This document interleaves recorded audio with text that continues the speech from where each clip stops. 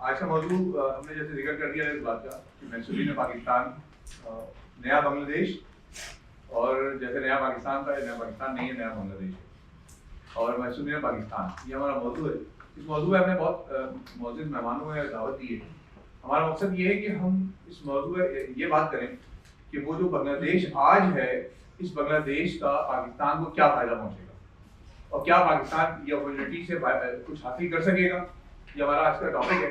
इसमें वहाँ महसूरीन हैं, उनके वो 2.5 से 3 लाख के दरमियान अलीशान साहब इसको सही गाइड करेंगे। जो लोग वहाँ फंसे हुए हैं 1931 से पाकिस्तान की मोहब्बत में, हम उनकी मोहब्बत में आज यहाँ जमा है, तो उनके लिए कम से कम एक क्लैपिंग होनी चाहिए, क्योंकि वो हमारे लिए वहाँ मौजूद हैं। और मैं ये बताता चलूँ कि आज का हमारा जो MFM फोरम है, इसकी रिकॉर्डिंग हम इंशाल्लाह वहाँ महसूरीन कैंप में भेजेंगे। वहाँ हमारे जो लोग हैं वो इसको इंशाल्लाह देखेंगे, तो वो आपकी बात सुनेंगे। इसलिए उनको ये पैगाम जाना चाहिए कि पाकिस्तानी उनके लिए दर्द रखते हैं। आज हम इसको रखेंगे। MFM प्रोडक्शन का भी यही मकसद है कि हम कुछ ऐसे टॉपिक्स पे बात करें जिन टॉपिक्स पे अमूमन मीडिया में बात नहीं हो रही, या हम उन बहुत सारे ऐसे मौजूदात को भूल चुके हैं या उन कुर्बानियों को भूल चुके हैं मीडिया में, जिनकी वजह से आज हम यहाँ बैठे हुए हैं। तो हम उनको याद करें। मैं अपने मौजूद मेहमानों को खुशामदीद कहता हूँ। डॉक्टर हिना है, निज़ामी और एजाजुल हक साहब हैं। आप लोगों ने वक्त दिया, बहुत शुक्रिया। मैं इब्तिदा करता हूँ डॉक्टर हिना आपसे ही कि बांग्लादेश में जो वक्त सूरत है शेख हसीना के जाने के बाद, और पाकिस्तान, आप तारीफ से रखती हैं, पाकिस्तान का जो ताल्लुकात बेहतर हुए, साहब बांग्लादेश जा रहे हैं, क्या नजर आ रहा है आने वाले दिनों में हम कुछ हासिल कर सकेंगे बांग्लादेश से कुछ तजारती तौर पर?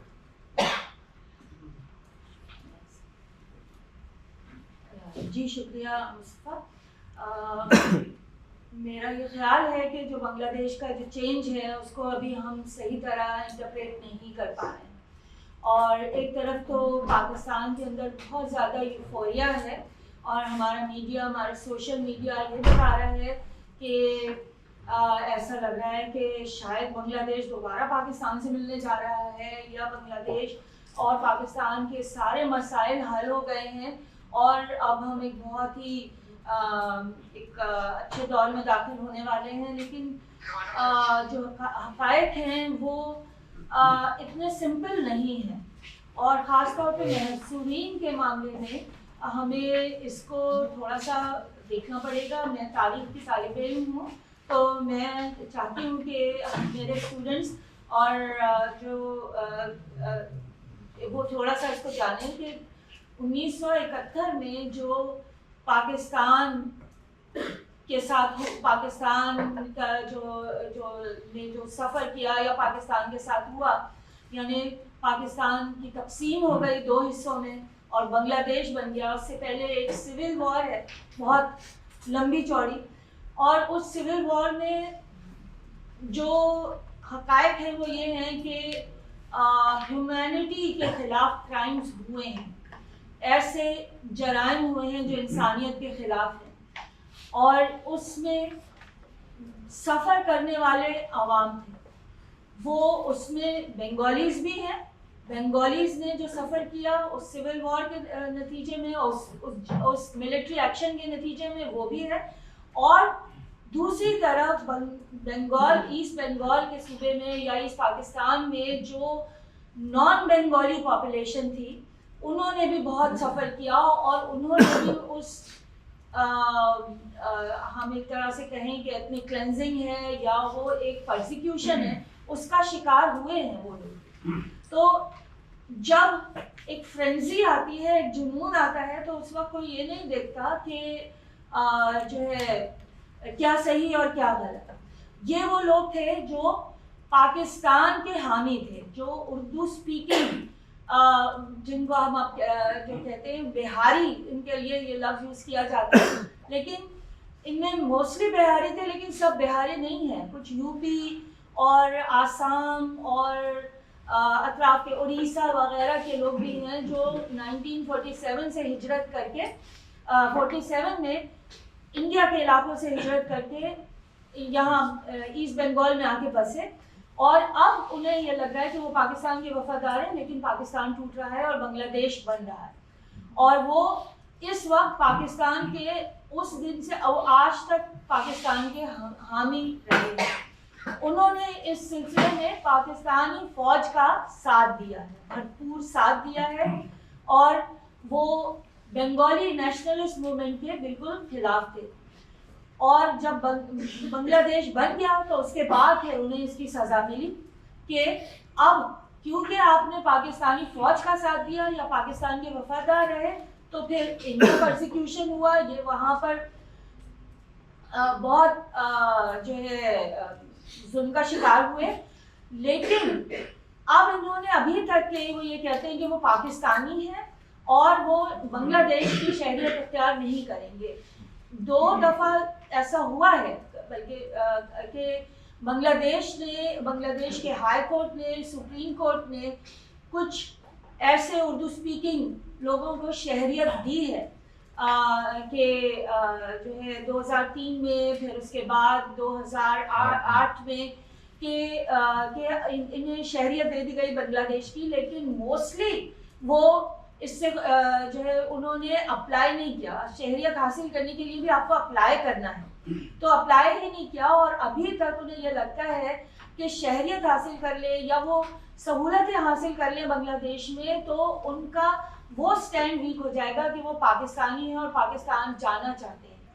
अब मसला ये है कि पाकिस्तान ये कहता है कि इनको ये अब हमने जितने जो पाकिस्तानी हैं उनको बुलाना था और बसाना था, हमने बसा दिया, रिपैट्रिएट कर लिया। शुरू में 83,000 कुछ लोग हैं जो वहाँ से पाकिस्तान ने उनको रिपैट्रिएट कर लिया, जिनमें सिविल सर्वेंट्स और उनकी फैमिलीज और ये लोग भी शामिल। उसके बाद एक इंडिया से मुआहदा हुआ जिसको ट्राइपार्टाइट एग्रीमेंट कहते हैं। वो उस मुआहदे के तहत 1974 उसके तहत कोई 170,000 जो है उनको रिपैट्रिएट कर लिया, और ये उसके बाद ये सिलसिला रुक गया। आखिरी किस्त इसकी जो है वो है चंद 100 बिहारी जो हैं जिनको नवाज शरीफ के दौर में 1993 में जिन्हें रिपैट्रिएट करके और उनको पंजाब में बसाया है। तो अब मामला ये है कि पाकिस्तान कहता है कि बस we have enough of them. Pakistan में अब यहाँ पर एक थोड़ा सा कंट्रोवर्शियल चीज़ भी आ जाती है कि 1971 और उसके बाद जो बिहारियों की आमद है, तो यहाँ पर नेशनलिस्ट जो तहरीकें थी उन्होंने कुछ ऐसी बातें नहीं की जैसे बिहारी ना खपे, बिहारी नहीं चाहिए, ठीक, जिससे एक बड़ा एक शॉक क्रिएट हो गया इस पॉपुलेशन में कि हम तो पाकिस्तान के लिए वहाँ पर जो है बैठे हुए हैं, हमने वो सिटीजनशिप बांग्लादेश की नहीं ली, लेकिन अब हमें पाकिस्तान एक्सेप्ट नहीं कर रहा है, या लोग ये कह रहे हैं। और फिर गवर्नमेंट भी आहिस्ता आहिस्ता इससे डिसइंटरेस्टेड होती चली गई। पाकिस्तान कहता है कि बांग्लादेश का मसला है ये, Bangladesh is the successor state of Pakistan, तो वो उनको अकोमोडेट करे। बांग्लादेश कहता है कि ये पाकिस्तानी है, पाकिस्तान के वफादार हैं, तो पाकिस्तान अकोमोडेट करे।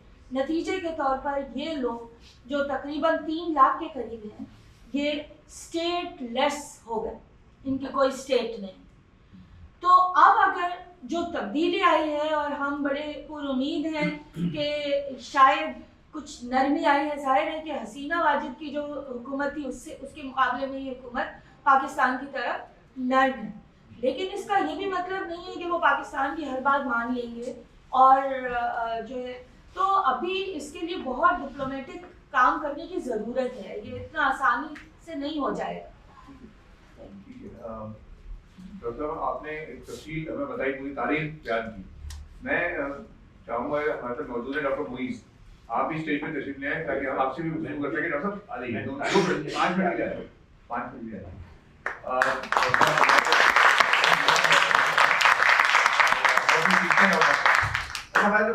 निज़ामी साहब हैं, आपका तारुफ जब मैं पढ़ा था, साबिक चेयरमैन है इस पाकिस्तान स्टूडेंट एक्शन कमेटी के, फिर चेयरमैन पाकिस्तान, और न बहुत तफसील है, मैं बच्चों का वक्त बताते हुए आगे चल रहा हूँ।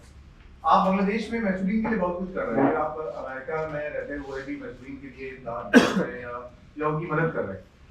पहले तो एक बात बताइए कि आपको वहाँ महसूलीन के लिए क्या क्या काम कर रहे हैं, मतलब तालीम के शोबे में कर रहे हैं, सेहत के शोबे में कर रहे हैं, या और कौन उनकी रिहाइश के मसाइल हैं, किन शुबजात को आप एड्रेस कर रहे हैं?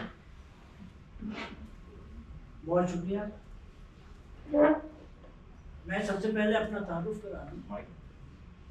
आवाज आ रही? आप लोग को आवाज आ रही है? आवाज आ रही है। सबसे पहले अपना तारुफ ये करा दूं कि मैं ढाका शहर मशरक़ी पाकिस्तान में पैदा हुआ, वहीं पला बढ़ा और 1970 में मैं मगरबी पाकिस्तान आया तालीम के लिए और कराची यूनिवर्सिटी में मैंने BA ऑनर्स और मास्टर्स किया पॉलिटिकल साइंस। उसके उसी दौरान ढाका फॉर्ड हो गया और हम में से हज़ारों तालिब इल्म जो यहाँ तालीम कंटिन्यू करने के लिए आए थे, उनके वालिदैन वहाँ फंस गए, उनकी फैमिली वहाँ फंस गई। हमने उनके लिए तहरीक चलाई और जैसा कि उन्होंने इस पाकिस्तान स्टूडेंट सेक्शन कमेटी का जिक्र किया, कराची में बनी, पूरे पाकिस्तान में हमने तहरीक चलाई और उस वक्त से लेके आज तक मैं उस इशू पे काम करता हूँ। मैं हर साल बांग्लादेश जाता हूँ, बिजनेस के लिए नहीं, घूमने फिरने के लिए नहीं, तफरीह के लिए नहीं, बल्कि उन कैंपों के लोगों के पास जाता हूँ, उनके मसाइल को हल करने की कोशिश करता हूँ। और जब मैं यहाँ था तब भी यही करता था और जब मैं यहाँ से अमेरिका चला गया वहाँ भी हमने इस काम को शुरू किया और वहाँ पे मैंने एक ऑर्गेनाइजेशन बनाई, फ्रेंड्स ऑफ ह्यूमैनिटी, वो रजिस्टर्ड है वहाँ पे। बांग्लादेश में जब हम मुस्तफ़ा के सवाल का जवाब भी देता चला कि वहाँ पे जो कैंप में लोग हैं उनके बहुत सारे मसाइल हैं, बुनियादी मसाइल तालीम के, यानी 1971 के बाद उनको उनके घरों से निकाल दिया गया। सबसे पहले तो किलिंग्स हुई उनकी, यानी 1 मार्च से लेके 24 मार्च तक उनकी किलिंग हुई पूरे मशरक़ी पाकिस्तान में। उसकी वजह ये थी कि वो पाकिस्तान के हामी थे और 1 मार्च से ही, अगर आप लोग हिस्ट्री के, पॉलिटिकल साइंस के, IR के स्टूडेंट्स हैं तो आपको मालूम होना चाहिए कि 1 मार्च से, क्योंकि असेंबली का पोस्टपोनमेंट हुआ था, बंगाली बिगड़े हुए थे, अवामी लीग ने एहतजाज शुरू कर दिया था और पूरे मशरक़ी पाकिस्तान में अवामी लीग की हुकूमत थी प्रैक्टिकली और फौज कैंटोनमेंट में बंद थी। ये बातें आपको कोई बताता नहीं है। हमारे यहाँ सबसे बड़ी जो मुश्किल है कि तारीख आपको बताई नहीं जाती, बल्कि तारीख आपको गलत बताई जाती है।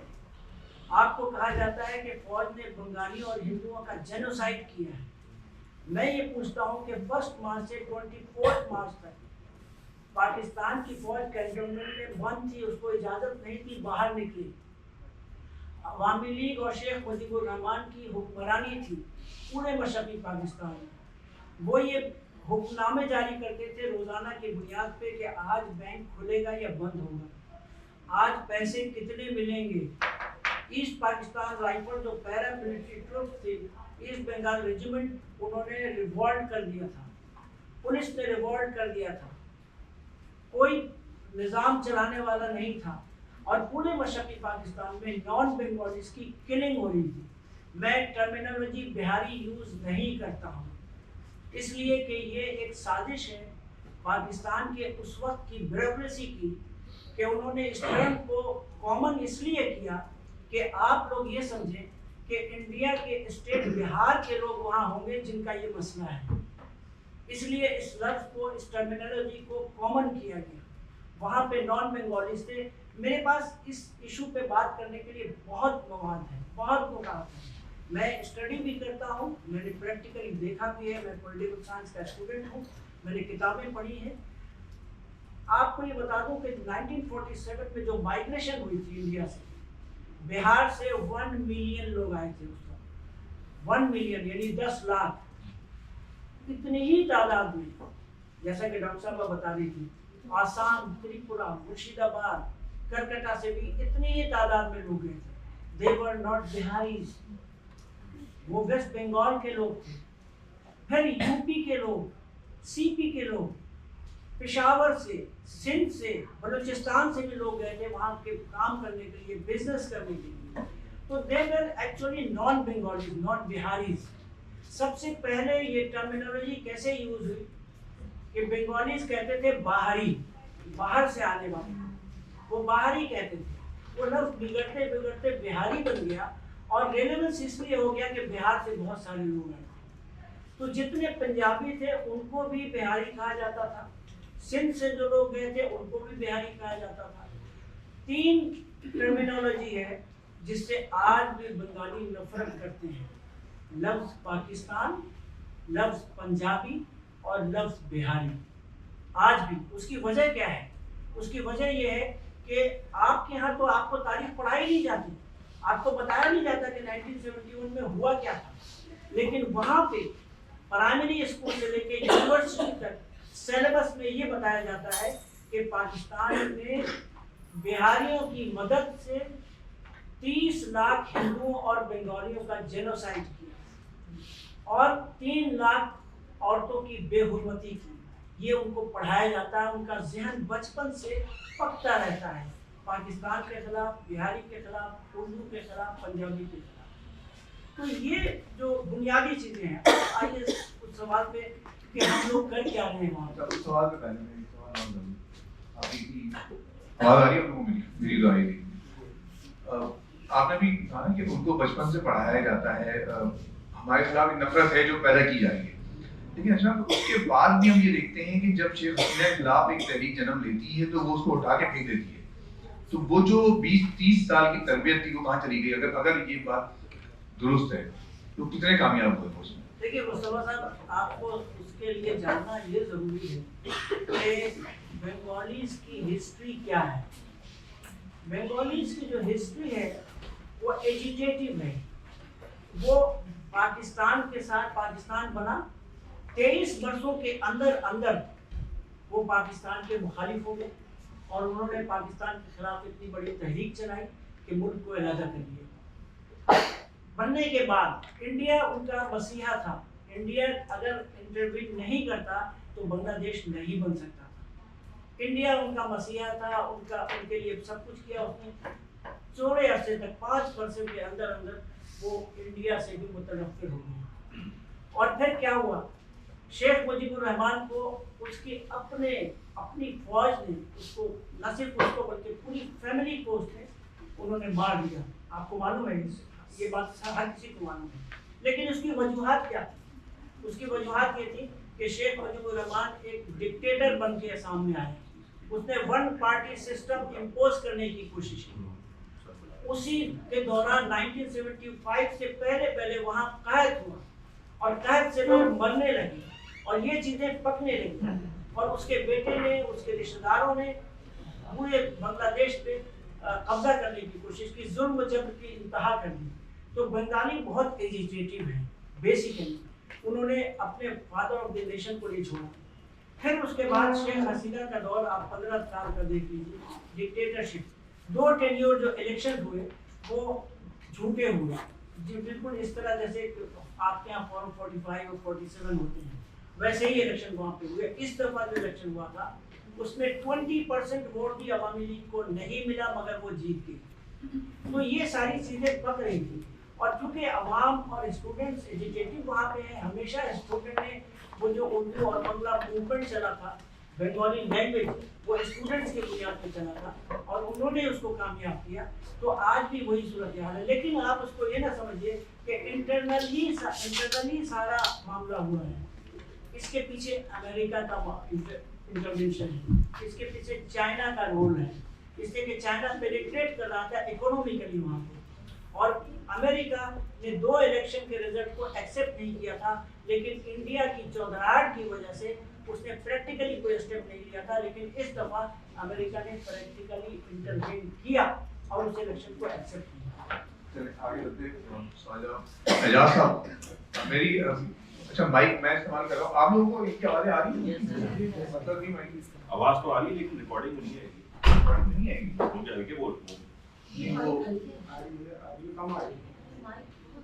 ये माइक चली नहीं रही, ये चल रहा है। चलिए ये भी आप ये चल रहा है।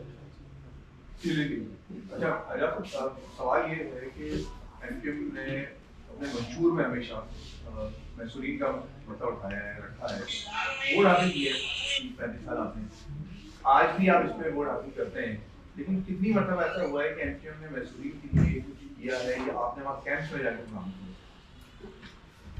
अस्सलाम वालेकुम रहमतुल्लाहि व बरकातहू। सबसे पहले सोभाई आपका और आपकी टीम का, डॉक्टर रीना साहिबा का और आपके डिपार्टमेंट का बहुत शुक्रिया कि आज कराची यूनिवर्सिटी में एक तारीख सात दिन के लिए एक ऐसे मजलूम कौम के हवाले से बात हो रही है जिसको हम कहीं ना कहीं बुरे अल्फाज में बांग्लादेश में याद कर रहे हैं कि इनके साथ जो जुल्म सितम और बांग्लादेश में हो रहा है। हम ये समझते हैं कि पाकिस्तान में भी कम नहीं है, पाकिस्तान में भी बड़े इशूज़ हैं, बड़े मामला हैं, उसके ऊपर कोई डिस्कशन नहीं करता इत्तेफाक से, यहाँ भी लोग रूल रहे रहे। अगर मैं बिल्कुल क्लियरली कह दूँ तो यहाँ पर भी एक इग्नोरेंस का मामला है और लोग जो है वो अजीब, अगर किसी को पता चल जाए कि ये सामने वाला जो है या सामने वाली बिहारी है तो बड़े अजीब नज़रों से देखना शुरू कर देते हैं। ये एक फैक्ट है जिसको हमें झुठलाना नहीं चाहिए, लेकिन इसके बावजूद हम वो मोहब्बे वतन कौम है, इस पाकिस्तान के लिए कुर्बानी देने वाले हैं कि आज भी पाकिस्तान जिंदाबाद का नारा लगाते हैं और लगाते रहेंगे इंशाल्लाह ता क़यामत। अब बात आती है कि एमक्यूएम पाकिस्तान की, एमक्यूएम पाकिस्तान ने हमेशा अपने मंशूर का हिस्सा बनाया मैसूरीन पाकिस्तान की वापसी और जो पाकिस्तान में बसने वाले बिहारी कौम हैं उनके हुकूक के हवाले से। देखें बहुत प्रैक्टिकल चीज़ है, एमक्यूएम पाकिस्तान के ऊपर एक इल्ज़ाम लगता है या फिर एमक्यूएम पाकिस्तान के ऊपर एक बात आती है कि पिछले 35 से 40 सालों के दौरान एमक्यूएम पाकिस्तान जो है वो कराची को रूल करती रही है। बहुत सिंपल सा है, क्या एमक्यूएम पाकिस्तान इन 35 सालों में इक़्तिदार में रही है या नहीं रही? देखें इन 35 सालों को जब आप अलग करते हैं ना तो आपको 10 साल नजर आते हैं कि जब एमक्यूएम पाकिस्तान या इक़्तिदार में रही है कि असम्बली के अवाम में रही है। बाकी जो 25 साल बचते हैं 35 सालों से एमक्यूएम पाकिस्तान या तो पिटती रही है या तो भागती रही है या तो रुफूज होती रही है या तो अपने साथियों के जनाजे उठाती रही है, क्योंकि ये वाहिद टॉपिक है। देखिए एमक्यूएम पाकिस्तान का अपना एक मंशूर सबसे पहला जो है वो मजलूमों का साथ देना है और मजलूम कौम की बात करना है और उनके हुकूक को हासिल करना है। तो यही एक जुज़ है जो पाकिस्तान में बसने वाले दीगर कौम है, यकीनन वो सब हमारे भाई हैं। जब हमारे नबी हज़रत मोहम्मद सल्लल्लाहु अलैहि वसल्लम कहकर चले गए कि जो ज़बान है, ज़बान की तकसीम सिर्फ़ और सिर्फ अल्लाह ताला के लिए बाइस फ़ख्र है कि हर कौम का जो बंदा है, जो शख्स है कौम है, वो मुझे मानती है और मुझे मेरे लिए सना खाई करती है। लेकिन हम समझते हैं कि हम तमाम लोग आपस में भाई हैं, बरादर हैं, और इसके बावजूद आप देख सकते हैं कि बानियान पाकिस्तान के औलादों के साथ कितना जुल्म और जबर हुआ। एमक्यूएम पाकिस्तान ने आवाज़ उठाया, एमक्यूएम पाकिस्तान की बुनियाद और वजूद इसी कराची यूनिवर्सिटी से रिलेटेड है और उसके पीछे एक पस मंज़र था कि कराची शहर के अंदर जो हमारा वजूद है उसको तस्लीम नहीं किया जाता था। डॉक्टर साहब ने बिल्कुल सही कहा, एहतशाम साहब ने भी सही कहा कि यहाँ पर जो एक उर्दू स्पीक का कॉन्सेप्ट है वो कहीं धड़ों में तकसीम कर दिया जाता है, किसी को बिहारी पुकार दिया जाता है, किसी को मुहाजिर पुकार दिया जाता है। बेसिकली जो टर्मिनोलॉजी है मुहाजिर की वो किसी ज़बान की निस्बत से तो नहीं है, वो तो हुजूर सल्लल्लाहु अलैहि वसल्लम की निस्बत से है कि हमारे नबी हज़रत मोहम्मद सल्लल्लाहु अलैहि वसल्लम जब मक्का से मदीना तशरीफ ले गए तो मुहाजिर कहलाए, जो हिजरत करके आए थे वो तमाम मुहाजिरीन हैं। मैं अब तस्लीम इस बात को मानता हूँ जो बिहारी मुहाजिरीन हैं अव्वल दर्जे के मुहाजिर हैं वो भी, क्योंकि बिहारियों को एक क्रेडिट हासिल है कि बिहारियों ने पाकिस्तान को बनाने के लिए एक दफ़ा कुर्बानी की 1947 में पाकिस्तान के वजूद के लिए। फिर 1971 में दोबारा जब पाकिस्तान को इस्तेहकाम की ज़रूरत पड़ी तो पूरी दुनिया को इस बात का इतराफ़ है कि बिहारी नेशन ने किस तरीके से पाकिस्तान बांग्लादेश को तस्लीम ना करते हुए बांग्लादेश में पाकिस्तान जिंदाबाद का नारा लगाया। और आज भी जब बांग्लादेश उनको ऑफर कर रहा है कि आप बांग्लादेश की नेशनलिटी ले लें, इसके बावजूद वो तस्लीम करने के लिए तैयार नहीं है क्योंकि उनका दिल पाकिस्तान के साथ धड़कता है और पाकिस्तान के नाम से धड़कता है। मैं आपके पॉइंट पे आ रहा हूँ, मैंने अपनी बात कर दी, मैंने अपनी जमात की। देखिए मैं पॉलिटिकल वर्कर भी हूँ साथ। आपके सवाल को बहाली कर देखें मैं ये समझता हूँ कि पाकिस्तान के अंदर अगर इस मैसूरीन पाकिस्तान के हवाले से, मैं डॉक्टर साहब को बिल्कुल अलग कर रहा हूँ एहतशाम साहब की बहुत डीप स्टडी है और डीपली उसके ऊपर वर्किंग कर रहे हैं। मैं ये समझता हूँ कि डॉक्टर साहब एक किस्म की पीएचडी कर चुके हैं इस टॉपिक के ऊपर, शायद हमें इतना इल्म ना हो। देखिए एमक्यूएम पाकिस्तान वाहिद जमात पाकिस्तान की जितनी भी सियासी जमातों में जो मैसूरीन पाकिस्तान के हवाले से ना सिर्फ बात करती है बल्कि अमले इक़दामात भी उठाती है, उसके कहीं कई मिसाल आपको मिल जाएगी। देखिए असेंबली के फ्लोर पे आप बात कर लें किसी सेमिनार के ऊपर, किसी सेशन के ऊपर, कहीं मीडिया हाउसेस के ऊपर टॉक शो कर लें, सोशल मीडिया के ऊपर कर लें, वो अहमियत नहीं होती जो असेंबली के फ्लोर के ऊपर बात होती है। क्योंकि पाकिस्तान को, पाकिस्तान की तारीख में, चाहे वो कौमी असेंबली हो, चाहे वो सेनेट हो, चाहे वो सूबाई असेंबली, क्योंकि पाकिस्तान को क्रेडिट चाहता है ना कि बार बार मैसूर ने पाकिस्तान के हवाले से क्योंकि पाकिस्तान ने कौमी असेंबली पे भी आवाज़ उठाया है, क्योंकि पाकिस्तान ने सेनेट पे भी आवाज़ उठाया है, क्योंकि पाकिस्तान ने सिंध असेंबली पे आवाज़ उठाया। पिछले दिनों एक बहुत बड़ी डिबेट थी जब पाकिस्तान पीपल्स पार्टी की खातून एमपीए जो है वो मैसूर ने पाकिस्तान कह लें या जो पाकिस्तान में मौजूद बिहारी कह लें, उनको तारिकीन वतन के लफ्ज़ से पुकार रहे थे। इसी मौजूद बात ये भी फिर कही जाती है कि पाकिस्तान हो या पीपल्स पार्टी हो, दोनों के बारे में, कि जब अपना मकाम होता है तो आप लोग बैठे हुए होते हैं, साथ बैठे हुए होते हैं आप लोग, लेकिन जब वोट हासिल करना होता है या इलेक्शन करीब आ रहे होते हैं तो बिहारी भी याद आ जाते हैं आपको, महाजर और सिंधी भी याद आ जाते हैं। इसका फर्क मैं आपको बता देता हूँ। देखिए हमारी तकसीम किसी ज़बान की बुनियाद पर नहीं है, हमारी तकसीम ज़बान की बुनियाद पर नहीं है। महाजर गवर्नमेंट हमारी, मैं बता रहा हूँ, आप बताने देंगे तो मैं बता दूंगा सर, मैं बता रहा हूँ आपको। देखिए हमारी तकसीम ज़बान की बुनियाद पर नहीं है, हम एमक्यूएम पाकिस्तान का वजूद ज़बान की बुनियाद पर नहीं है। आपकी गलत फहमी में आपकी करेक्शन कर दूं, एमक्यूएम पाकिस्तान का जो वजूद है वो हुकूक के गाजिब होने के ऊपर है। कराची यूनिवर्सिटी में एमक्यूएम पाकिस्तान का जो वजूद था, तो मैं नाम नहीं लेना चाह रहा, यकीनन नाम नहीं लिया जा सकता, आ चुके हैं हम, तो आ चुके हैं। देखें एमक्यूएम पाकिस्तान का वजूद क्या था, कुछ नौजवान थे जो कराची यूनिवर्सिटी में एडमिशन लेना चाहते थे डिफार्मेसी पे, नहीं हुआ ना। उस वक्त क्या पुकार के कहा जा रहा था कि तकसीम तो यहाँ के लोगों ने जो मुख्तलिफ ज़बान बोलने वाले उन्होंने की ना। एमक्यूएम पाकिस्तान का वजूद तो सिर्फ एक दाखिले के बेस पर हुआ ना कि कुछ महाजिर नौजवान हैं, उसके बाद ये बात जाहिर हुई कि हमें एडमिशन शायद इसलिए नहीं मिल रहा क्योंकि हम उर्दू बोलने वाले हैं, हमें शायद एडमिशन इसलिए नहीं मिल रहा कि हम पाकिस्तान को बनाने वाले हैं, हमें एडमिशन इसलिए नहीं मिल रहा शायद हम सन ऑफ सॉइल नहीं है। इसी बात की तकसीम है ना। आगे जाकर जब देखें, जब आपकी एक्सेप्टेंस नहीं होगी, जब आपकी कबूलियत नहीं होगी, तो बंदा अपना कबीला तो बनाएगा ना, यकीनन इसमें कोई बुराई तो नहीं है। तो फिर हम जो एमक्यूएम पाकिस्तान है वो नमूदार हुई जे महाजिर के नारे थे, इसमें कोई बुराई नहीं है अल्हम्दुलिल्लाह। आपकी बात कर रहा हूँ, कह रहे हैं महाजिर उर्दू बोलने वालों की वजह से एमक्यूएम पाकिस्तान नहीं है, बल्कि महाजिरों की है, तो मैंने उस पर बात की। देखिए मैंने बार एक बात आपको कही है, महाजिर जो है वो किसी भी ज़बान से हो सकता है।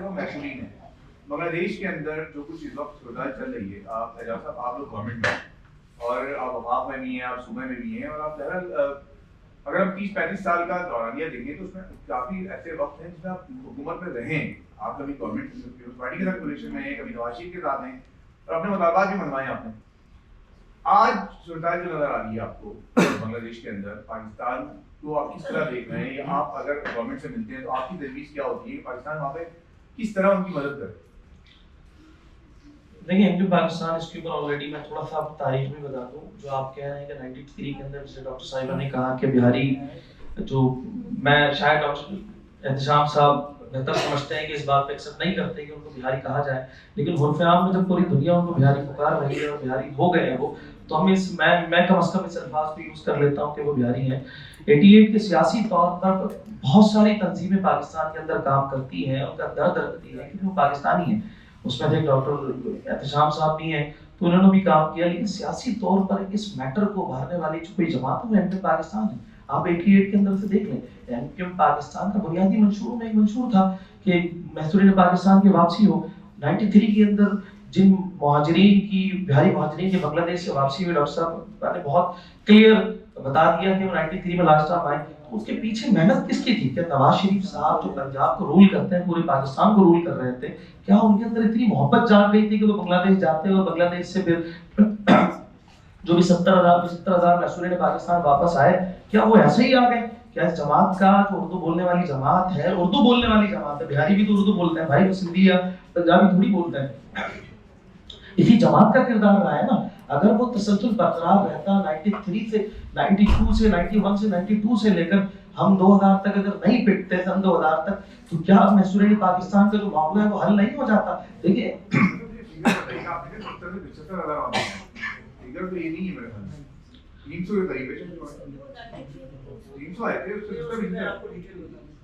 डॉक्टर साहब बेहतर एहतशाम साहब उसके ऊपर बेहतर बताएंगे, लेकिन जो भी मूवमेंट चली सियासी तौर पर या सरकारी तौर पर, अल्हम्दुलिल्लाह एमपी पाकिस्तान के तवज्जुह से ही चली है। सरकारी तौर पर किसी का प्रेशर तो नहीं था, क्या इंटरनेशनल लेवल पे कहा जा रहा था कि अब इनको वापस लाएं? देखिए हम हर दफा जब हमारी बैठक होती है, आज भी जब हम 2024 का इलेक्शन लड़ रहे थे तो आज भी हमारे मंशूर का हिस्सा रहा है और आज भी अल्हम्दुलिल्लाह हम इस प्लेटफॉर्म के ऊपर काम कर रहे हैं। जब आज बांग्लादेश के एक बहुत बड़ा मैं इनकलाब कहूंगा, डॉक्टर साहब ने उसको बहुत, लेकिन चीजों को मजबूत लेने की जरूरत है। डॉक्टर साहब एहतशाम साहब का एक अपना नजरिया है बंगाली नेशन के हवाले से कि वो बहुत एग्रेशन रखते हैं, एग्रेसिव हैं, लेकिन मैं दादी तौर पर ये मानता हूँ प्रैक्टिकल सोचने की हमें जरूरत है कि पाकिस्तान ढाका फॉल क्यों हुआ, उसके पीछे पस मंजर क्या था। मैं ये समझता हूँ कि वो लोग हुकूक लेना जानते हैं कहीं ना कहीं। एक जो जुल्म और ज्यादती और जबर है बिहारी नेशन के साथ, नॉन बंगालीज के साथ, ये अलग टॉपिक है, लेकिन जब आप बांग्लादेश का नाम लेते हैं तो इस जदीद दौर के अंदर भी उन्होंने अपने हुकूमत का तख्ता पलट दिया जो उसको एक्सेप्ट नहीं करना चाहते थे। जब आप सोशल मीडिया का तज्जिया करते हैं तो आप उसके अंदर आपको ये पस मंजर बिल्कुल आया नजर आएगा कि वो इंडिया के तसल्लुत से बिल्कुल बेबर हो गए थे और तबाह हो गए थे, वो एक्सेप्ट नहीं करना चाहते। तो आज भी उनके दिलों में पाकिस्तान की मोहब्बत, शायद हो सकता है कि पाकिस्तान के साथ इल्हाक ना हो, जो पॉसिबिलिटी नहीं है और उनमें हम पे बहुत डिफरेंसेस है, लेकिन आज भी वो पाकिस्तान से मोहब्बत रखते हैं कहीं ना कहीं। देखिए एक कंडीशन ये पैदा हो गई है अल्हम्दुलिल्लाह, लेकिन हम ये समझते हैं कि वो हमसे ज्यादा और हमसे बड़े पाकिस्तानी हैं जो मैसूरीन वहां पर मौजूद हैं। मैं आपका सवाल का जवाब दे दूं तो आज गवर्नमेंट ऑफ पाकिस्तान और बांग्लादेश की जो टेक्नोक्रेट गवर्नमेंट है उसके दरमियान एक अच्छा रिलेशन बन रहा है, वो आइंदा दिनों में नजर आएगा। और कहीं ना कहीं मैं ये समझता हूँ कि किसी भी प्लेटफॉर्म में ओपनली बात नहीं की जा सकती, लेकिन मुख्तसर हम ये सोच रहे हैं जो पाकिस्तान में बिहारी रहते हैं उनके हवाले से हम क्या करें, क्या अजाला करें, उनकी कुर्बानियों का किस तरीके से अदाला करें, किस तरीके से एक्सेप्ट करें, क्या करें ताकि ये जो कलंक है हमारे ऊपर वो धुल जाए। क्योंकि मेरे ख्याल से पाकिस्तान की तारीख में, बल्कि बर्रे सगीर की तारीख में 97 से लेकर 91 का जो वॉर, उसके बाद अगर किसी कौम का जिक्र आता है तारीख में, भले से वो सरकारी तौर पर ना हो, भले से वो किताबों में ना पढ़ाई जाए, लेकिन तारीख का हिस्सा वो मौजूद है कि बिहारियों से ज्यादा इस पाकिस्तान के लिए किसी ने कुर्बानी नहीं दी। अगर मैसूरी वहां पर मौजूद है, अगर वो पाकिस्तानी नहीं है, मैं समझता हूँ पूरी दुनिया में कोई भी इस बात को नहीं मान सकता, कोई पाकिस्तानी नहीं, उनसे बड़ा पाकिस्तानी कोई हो नहीं सकता। मैं ये समझता हूँ गवर्नमेंट ऑफ पाकिस्तान और खासकर ये पाकिस्तान आर्मी इस मामले में बहुत सीरियस है। पिछले दिनों उन्होंने कई सेमिनार भी किए इसके ऊपर। कुछ बिहारी नेशन जो पाकिस्तान आर्मी के साथ वहां पर वॉर के दरमियान काम कर रहे थे पाकिस्तान की सपोर्ट में, वो लोग, उन लोगों को बुलाया भी गया था पाकिस्तान आर्मी ने, जीएचक्यू में भी बुलाया था, दीगर एरियाज में बुलाकर उनको जो है वो काफी ज्यादा एजाजों से नवाजा था। ये सिलसिला थमेगा नहीं, रुकेगा नहीं, बढ़ेगा इंशाल्लाह। और इसी का तसल्सल है क्योंकि इंडिया के साथ हमारे ताल्लुकात बरकरार नहीं है, अब इंडिया का तसल्लुत बांग्लादेश के साथ खत्म हो चुका है। मैं ये समझता हूँ आइंदा दिनों में वो मैसूरी पाकिस्तान, मेरी दुआ है और मेरी विश भी है और मुझे कुछ चीजें नजर भी आ रही हैं जो आइंदा दिनों में नजर आएंगी, या वो मैसूरी पाकिस्तान में वापसी आएंगे इंशाल्लाह, उसको हम बसाएंगे, उनको हम बसाएंगे यहाँ पर और उनका एक बहुत बड़ा वार्म वेलकम करेंगे इंशाल्लाह। इंशाल्लाह ठीक है। अच्छा हम आपको कहना चाहूंगा, ठीक है सवाल तो ये कि पाकिस्तान फौज भी इस वक्त इंडियन बांग्लादेश आर्मी को तरबियत देने जा रही है और इंडिया का इन्फ्लुएंस बिल्कुल खत्म होता नजर आ रहा है, नजर जो आ रहे हैं हालात नजर आ रहे हैं। कितने पुरुमीद रहे हैं हम इन हालात से, क्योंकि पाकिस्तान में तो कभी भी कुछ भी तब्दीली आ सकती है जैसे आने वाली है। लेकिन थोड़ा सा बैकग्राउंड बता दूं, कुछ चीज़ों को समझने के लिए बैकग्राउंड जरूरी है। जैसे एहतशाम साहब ने कहा कि बंगाली जो है वो पॉलिटिकली काफ़ी वाइब्रेंट नेशन है। इसमें हिस्टोरिकल अंडरस्टैंडिंग थोड़ी सी उसकी रीज़न इट इज़ ट्रू, मैं इनसे एग्री करूँ, लेकिन वजह बताऊँ। वजह यह है कि बंगाल वो सूबा है जहाँ पे अंग्रेजों ने पहली दफ़ा अपनी एडमिनिस्ट्रेशन कायम की आफ्टर 1757 बैटल ऑफ प्लासी, और western political system, political agitation, democratic principles तो नहीं एज सच, लेकिन हर जो भी चीज वेस्ट से हिंदुस्तान में दाखिल हुई है वो बरसना बंगाल आई है, फिर वो एक्सपेंड हुई है कहीं और। तो बंगालियों का ये किरदार कि वो हर जगह अपने हुकूक के लिए खड़े होते हैं और इस तरह से बात करते हैं, ये उसकी लॉजिक यहाँ से, मतलब हिंदुस्तान में बाकी सूबों की जो कौमियतें हैं, इकाई हैं, उनमें सबसे आगे बंगाली है तारीखी एतबार से। और यही वजह थी कि अंग्रेज सरकार ने पार्टीशन ऑफ बंगाल 1905 के बाद 1911 में बंगाल से कलकत्ता से अपना कैपिटल निकाल के दिल्ली में गया, उनको उन लोगों का ये हमारी मुसीबत कर देते। तो ये तो एक बैकग्राउंड कि बंगाली जो है ना क्यों उतना ज्यादा। दूसरा, बंगाली को ये एडवांटेज बहुत है कि बंगाली पूरी की पूरी एक एथनिक ग्रुप है। जैसे पाकिस्तान के अंदर एक एथनिक ग्रुप जुबान की बुनियाद पे ही होता है। पाकिस्तान की अगर आप बात करें तो पाकिस्तान के अंदर एक एथनिक ग्रुप नहीं है। वेस्ट में वो सारा एक था। वो जो 44.5% पाकिस्तान की आबादी जब पाकिस्तान जब 77 से पहले, तो वो एक था। यहाँ पे वेस्ट पाकिस्तान हमने बना तो दिया, लेकिन वो फिर भी एक नहीं था। और एक जुमला इन्होंने कहा कि बिहारी, ध्यान रखिएगा, Bihari ethnic group is the only ethnic group which has migrated twice for the sake of Pakistan. एक 1947 में उन्होंने माइग्रेशन की, फिर 1971 में उन्होंने माइग्रेशन की। जो पाकिस्तान के आज महाजिर हैं, उन्होंने तो 71 से नहीं 47 में एक दफा माइग्रेशन की।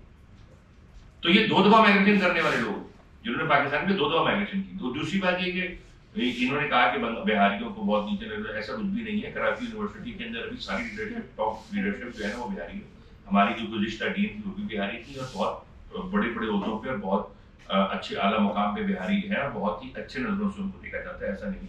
तो ये तो एक थोड़ा सा बताना चाहता। अभी बहुत मेरे स्टूडेंट, अभी ऑन्कोलॉजिस्ट हैं पटेल के अंदर, शकील खोजा साहब, वो भी बिहार, बंगाल, उड़ीसा, बड़ा एक लंबा एक ट्रेडिशन। तो ये चीज जरूरी थी। और बाकी पॉलिसीज के हवाले से एक चीज मैं आपको अर्ज कर दूं, बसद एहतराम की जितनी भी पॉलिटिकल पार्टीज हैं वो अपनी पॉलिसीज को क्लेम करते हैं। मैं सिर्फ इनको टारगेट नहीं कर रहा, मैं सबकी बात कर रहा हूँ। उसके बारे में एक बहुत जबरदस्त जुमला है जो कि चंगेज खान से भी, वैसे बहुत सारे लोगों से चंगेज खान के जमाने में वो अपने जुमले में बात करता था कि जब भी कोई काम करो तो मुकम्मल करो। उसका जुमला ये था कि nothing is of any value until it is finished. तो हमारी जो भी हमारी डिमांड होते हैं, जब तक वो मटेरियलाइज ना हो तो तब तक उसकी कोई वर्थ नहीं है। अब आ जाइए कि आजकल के हालात में, आजकल के हालात और 1971 और 1971 से पहले, 47, 47 से पहले, ये जहन में रखें ये बात कि पाकिस्तान की जो बुनियाद है वो है लाहौर रेजोल्यूशन 1940, 23 मार्च। कितने लोगों ने वो पढ़ी है प्रॉपर, ओरिजिनल कितने लोगों ने? हार्डली किसी ने। मैं आपको भी पढ़ा देता हूं, छोटी सी है, हार्डली एक पेज की है, मुश्किल से 4 पैराग्राफ है। उसके 4 पैराग्राफ में से तीसरे पैराग्राफ के अंदर उन्होंने बात की है अलहदगी की और आजादी की, और उस पैराग्राफ के अंदर जो उन्होंने आजादी का डिमांड की है उसमें लफ्ज पाकिस्तान, उस पूरी रेजोल्यूशन में कहीं लफ्ज पाकिस्तान नहीं। दूसरी बात, किसी भी एक सूबे का नाम नहीं है कि ये सूबे निकाल कर मुल्क बना दिया जाए, ना सिंध, ना पंजाब, ना बंगाल, ना बिहार, ना कोई। उस पर डायरेक्शन है north eastern and north western provinces with Muslim majority, zones with Muslim areas भी, जोन्स विद मुस्लिम मेजॉरिटी। तीसरा सबसे अहम नुक्ता लाहौर रेजोल्यूशन का क्या है, अगर हम पढ़ें तो उसके अंदर लिखा हुआ है should be made independent and sovereign states. ठीक होगी बात, स्टेट्स। तो ये एक की डिमांड तो लाहौर रेजोल्यूशन में भी नहीं थी, और वो लोग भी जो बेवकूफ नहीं थे जिन्होंने ये सारी डिमांड्स, उनको पता है कि फिजिकली इतने डिटैच, ज्योग्राफिकली इतनी प्रॉक्सिमिटी के साथ आप एक साथ नहीं रहते। दुनिया के अंदर आज एक बड़ी मिसाल है वो कनाडा, अमेरिका की है कि अमेरिका की 59 स्टेट्स एक तरफ है और एक तरफ अलास्का है जिसके बीच में दूसरा कंट्री रखता है। वैसे तो हवाई भी अलग है लेकिन बीच में समुद्री रास्ता है, लेकिन अलास्का के बीच में कनाडा के साउथ के अंदर यूएसए की बाकी स्टेट्स हैं, कनाडा के नॉर्थ वेस्ट के अंदर अलास्का है। लेकिन अलास्का की पॉपुलेशन लुसाने जॉर्ज से भी आधी होगी, बल्कि शायद भी बहुत ज्यादा है, बल्कि शायद रानी सिटी के बराबर होगी। अलास्का की पॉपुलेशन आप देखो चंद हजार लोग रहते हैं वहाँ पे, एरिया बहुत बड़ा है। खैर ये तो आबादी की मैं बता रहा हूँ कि प्रॉक्सिमिटी कितना मुश्किल किरदार अदा करती है। अच्छा, अब दूसरी बात है कि आजकल के हालात, ये सारी की सारी पॉलिटिकल जो इश्यूज हैं उसको हमें अंडरस्टैंड करने की जरूरत है। और इसके अंदर बहुत सारे, जैसे अभी निशांत साहब ने बोला कि इंटरनेशनल डायमेंशन भी है कि अमेरिका का भी रोल है इसके अंदर कि भाई यहाँ से चीजें अलग की है, ये अपनी जगह सही है, इनको मैं निगेट नहीं कर रहा, मैं इनको इन पे वैल्यू ऐड करके आगे बढ़ता हूँ उसको बात को लेते हुए। वो ये कि देखें, तारीख हमें ये बताती है कि कोई भी चीज, कोई भी आइडियोलॉजी, कोई भी प्रोसेस, कोई भी पॉलिटिकल पार्टी और कोई भी पावर परमानेंट नहीं रहती। वो कभी ना कभी कहीं से भी अंदर से देखिए होकर खत्म होती है। रोमन एम्पायर भी खत्म हो गई, जिन्होंने हराम मिस्र बनाया वो भी आज उनको कोई नहीं, वो आज वहां पे क्या हाल है। ईरान दुनिया की सुपर पावर थी, वो नहीं रही। ग्रीस दुनिया का सुपर पावर था। ग्रीस वो है कि जिसके ऊपर आज पूरी दुनिया, आज की जितनी भी तालीम है, जो आप सब्जेक्ट पढ़ते हैं, हिस्ट्री, साइकोलॉजी, सोशियोलॉजी, फिलोसफी, ये सारे लफ्ज भी उन्होंने दिए हैं आपको। बायोलॉजी, जूलॉजी, बॉटनी, सारे लफ्ज अल्फाज उनके, जियोलॉजी, ज्योग्राफी, ये सारे लफ्ज उनके। उसके बावजूद भी आज यूरोप का सबसे बैकवर्ड कंट्री ग्रीस है, जिसने यूरोप को मॉडर्नाइजेशन दी। तो ये चलता है। तो ये अब इसमें ये है कि जी कितना टाइम और कितना नहीं, इसका कोई फॉर्मूला नहीं है। कोई 200 साल, 300 साल, कोई 50 साल, कोई 40 साल। अब ये जो ईरान, ये जो इसकी बात कर रहे हैं कि 53 इयर्स के अंदर एक चेंज आ गया, 1971 से लेके आज 53 इयर्स हो गए। तो इसके अंदर बंगाल के अंदर एक, बंगाल ने जो एक्चुअली नफरत की वो सियासत करके, और ये 1971 तो आप देख रहे हैं, आप 1971 को छोड़िए, आप 1947 में चले जाएं, तब से मसला था भाई। मैं आपको बताऊं 1948 कायदे आजम मोहम्मद अली जिन्ना की जिंदगी में फरवरी के अंदर ढाका यूनिवर्सिटी के अंदर लड़के मारने को दौड़े भागे उनके पीछे कि उनको इन्होंने ऐसा जुमला क्यों कहा। कायदे आजम ने वहां खड़े होकर कहा कि Urdu and only Urdu would be the national language of Pakistan.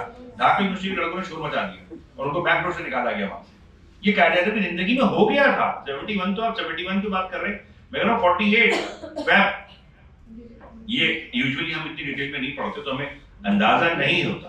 तो ये जो फीलिंग थी ऑफ डिटैचमेंट, ये बहुत पहले से पाकिस्तान बनने के शुरू दिन से है कि भाई इसको पहले से तो जाहिर है। मैं तो पाकिस्तान में तो 1971 से कंपेयर कर रहा हूँ। 1971 को हमें लगता है कि वहां पे टूटा तो वो टूटने की तो बुनियादें बहुत पहले से चली भी आ रही थी और वहां से मामला चला आ रहा था। फिर इसके अंदर एक डिस्पैरिटी थी जो कि ये कंटेन रह नहीं सकता था। मैं थोड़ी सी मिसाल देके बताता हूँ आपको।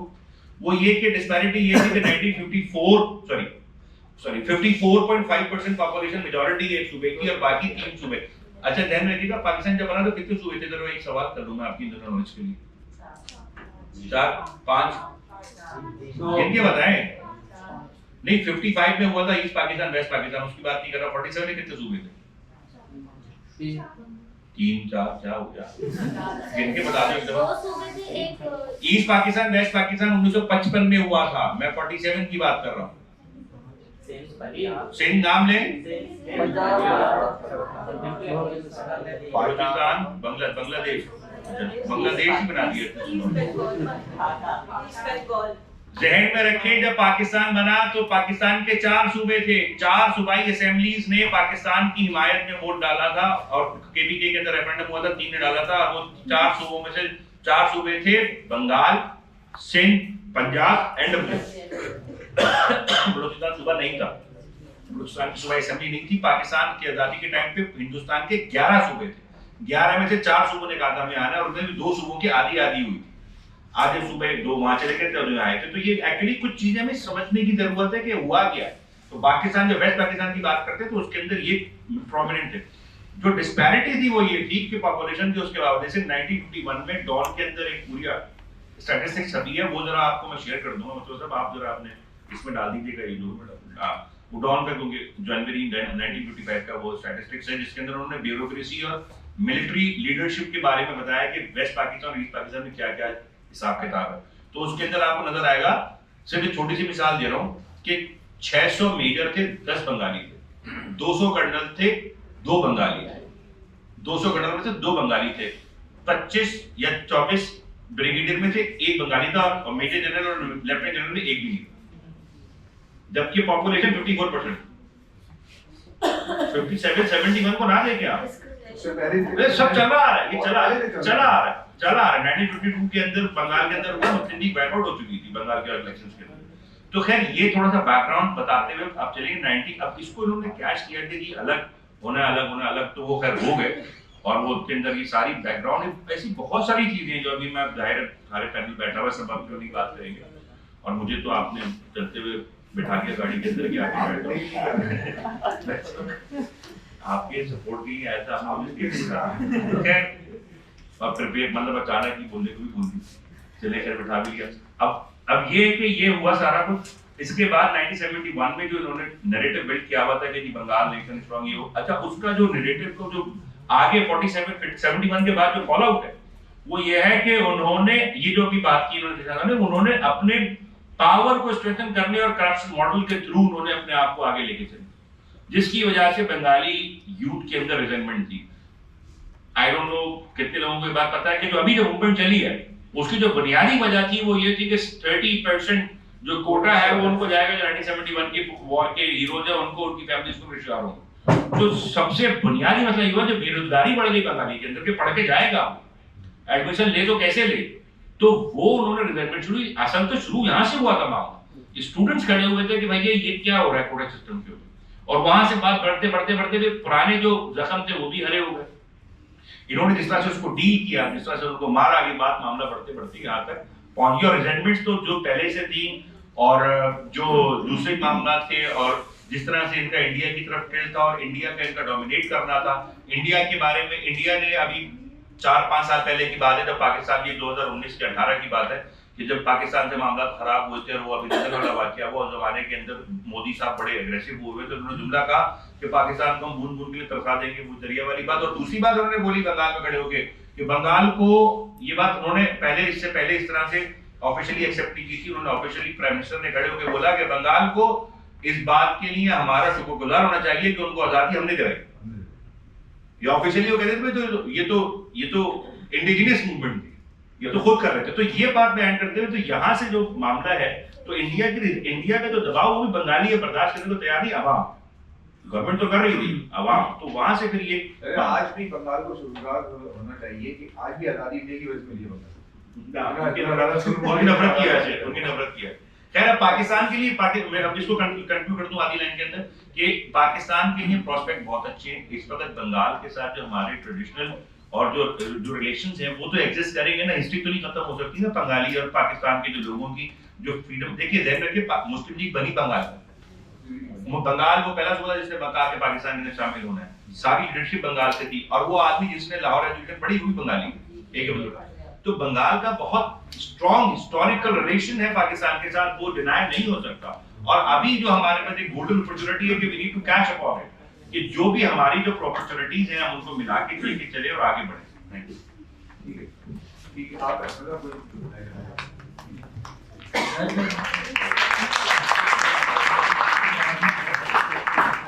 बहुत शुक्रिया डॉक्टर साहब।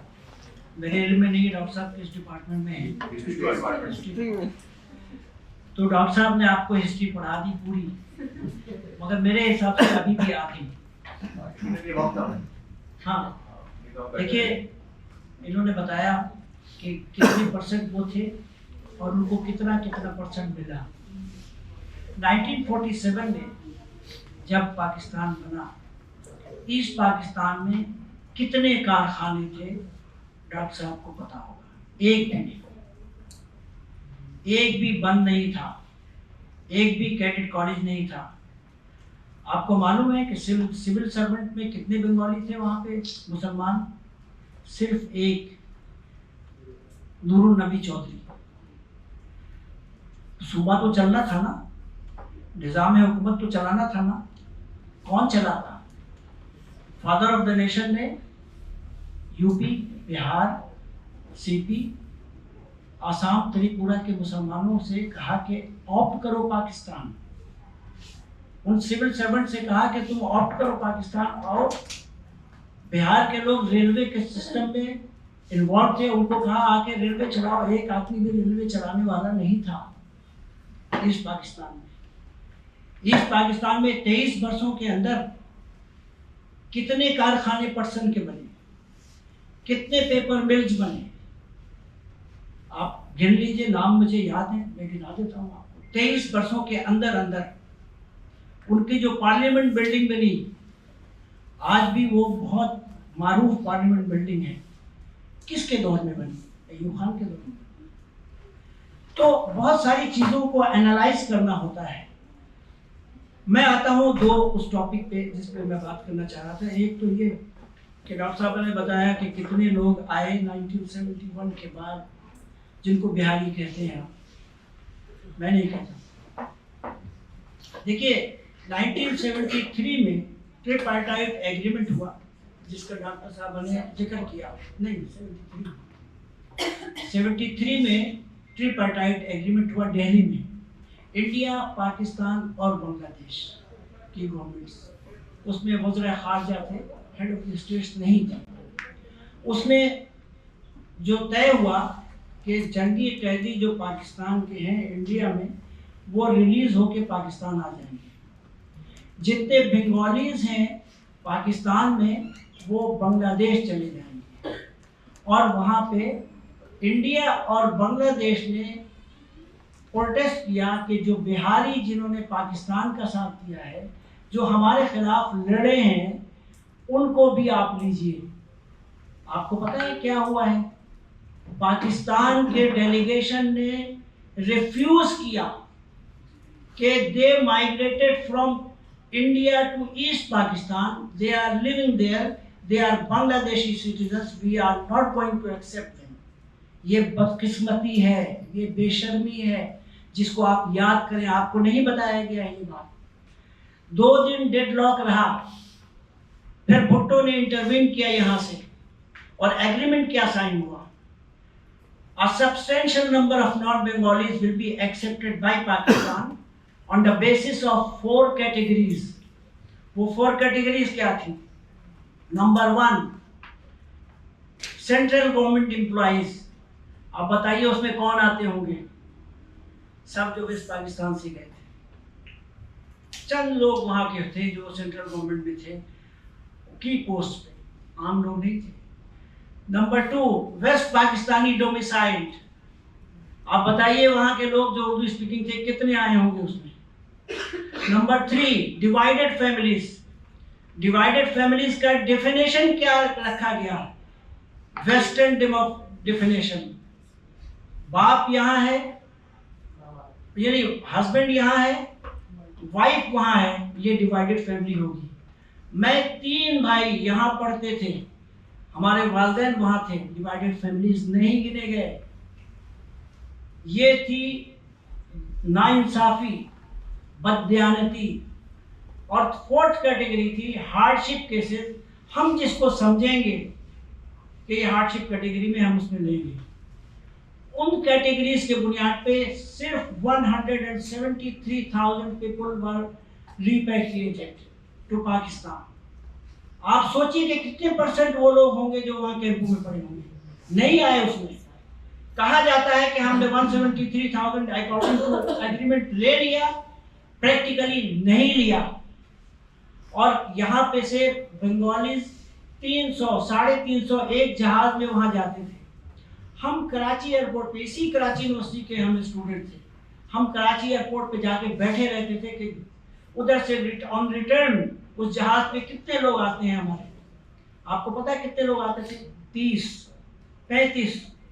और मैं भागता था यहाँ से पिंडी, और कैबिनेट डिवीजन जो रिपेट्रिएशन एंड रिलीफ विंग होता था, वहाँ पे जाके हम लड़ते थे और वो कहते थे दे आर नॉट ट्रेसेबल। जबकि हमें ये इंफॉर्मेशन मिलती थी कि वहाँ पे लोग किलो कैंप में अपने क्लियरेंस सर्टिफिकेट लेके बैठे होते थे।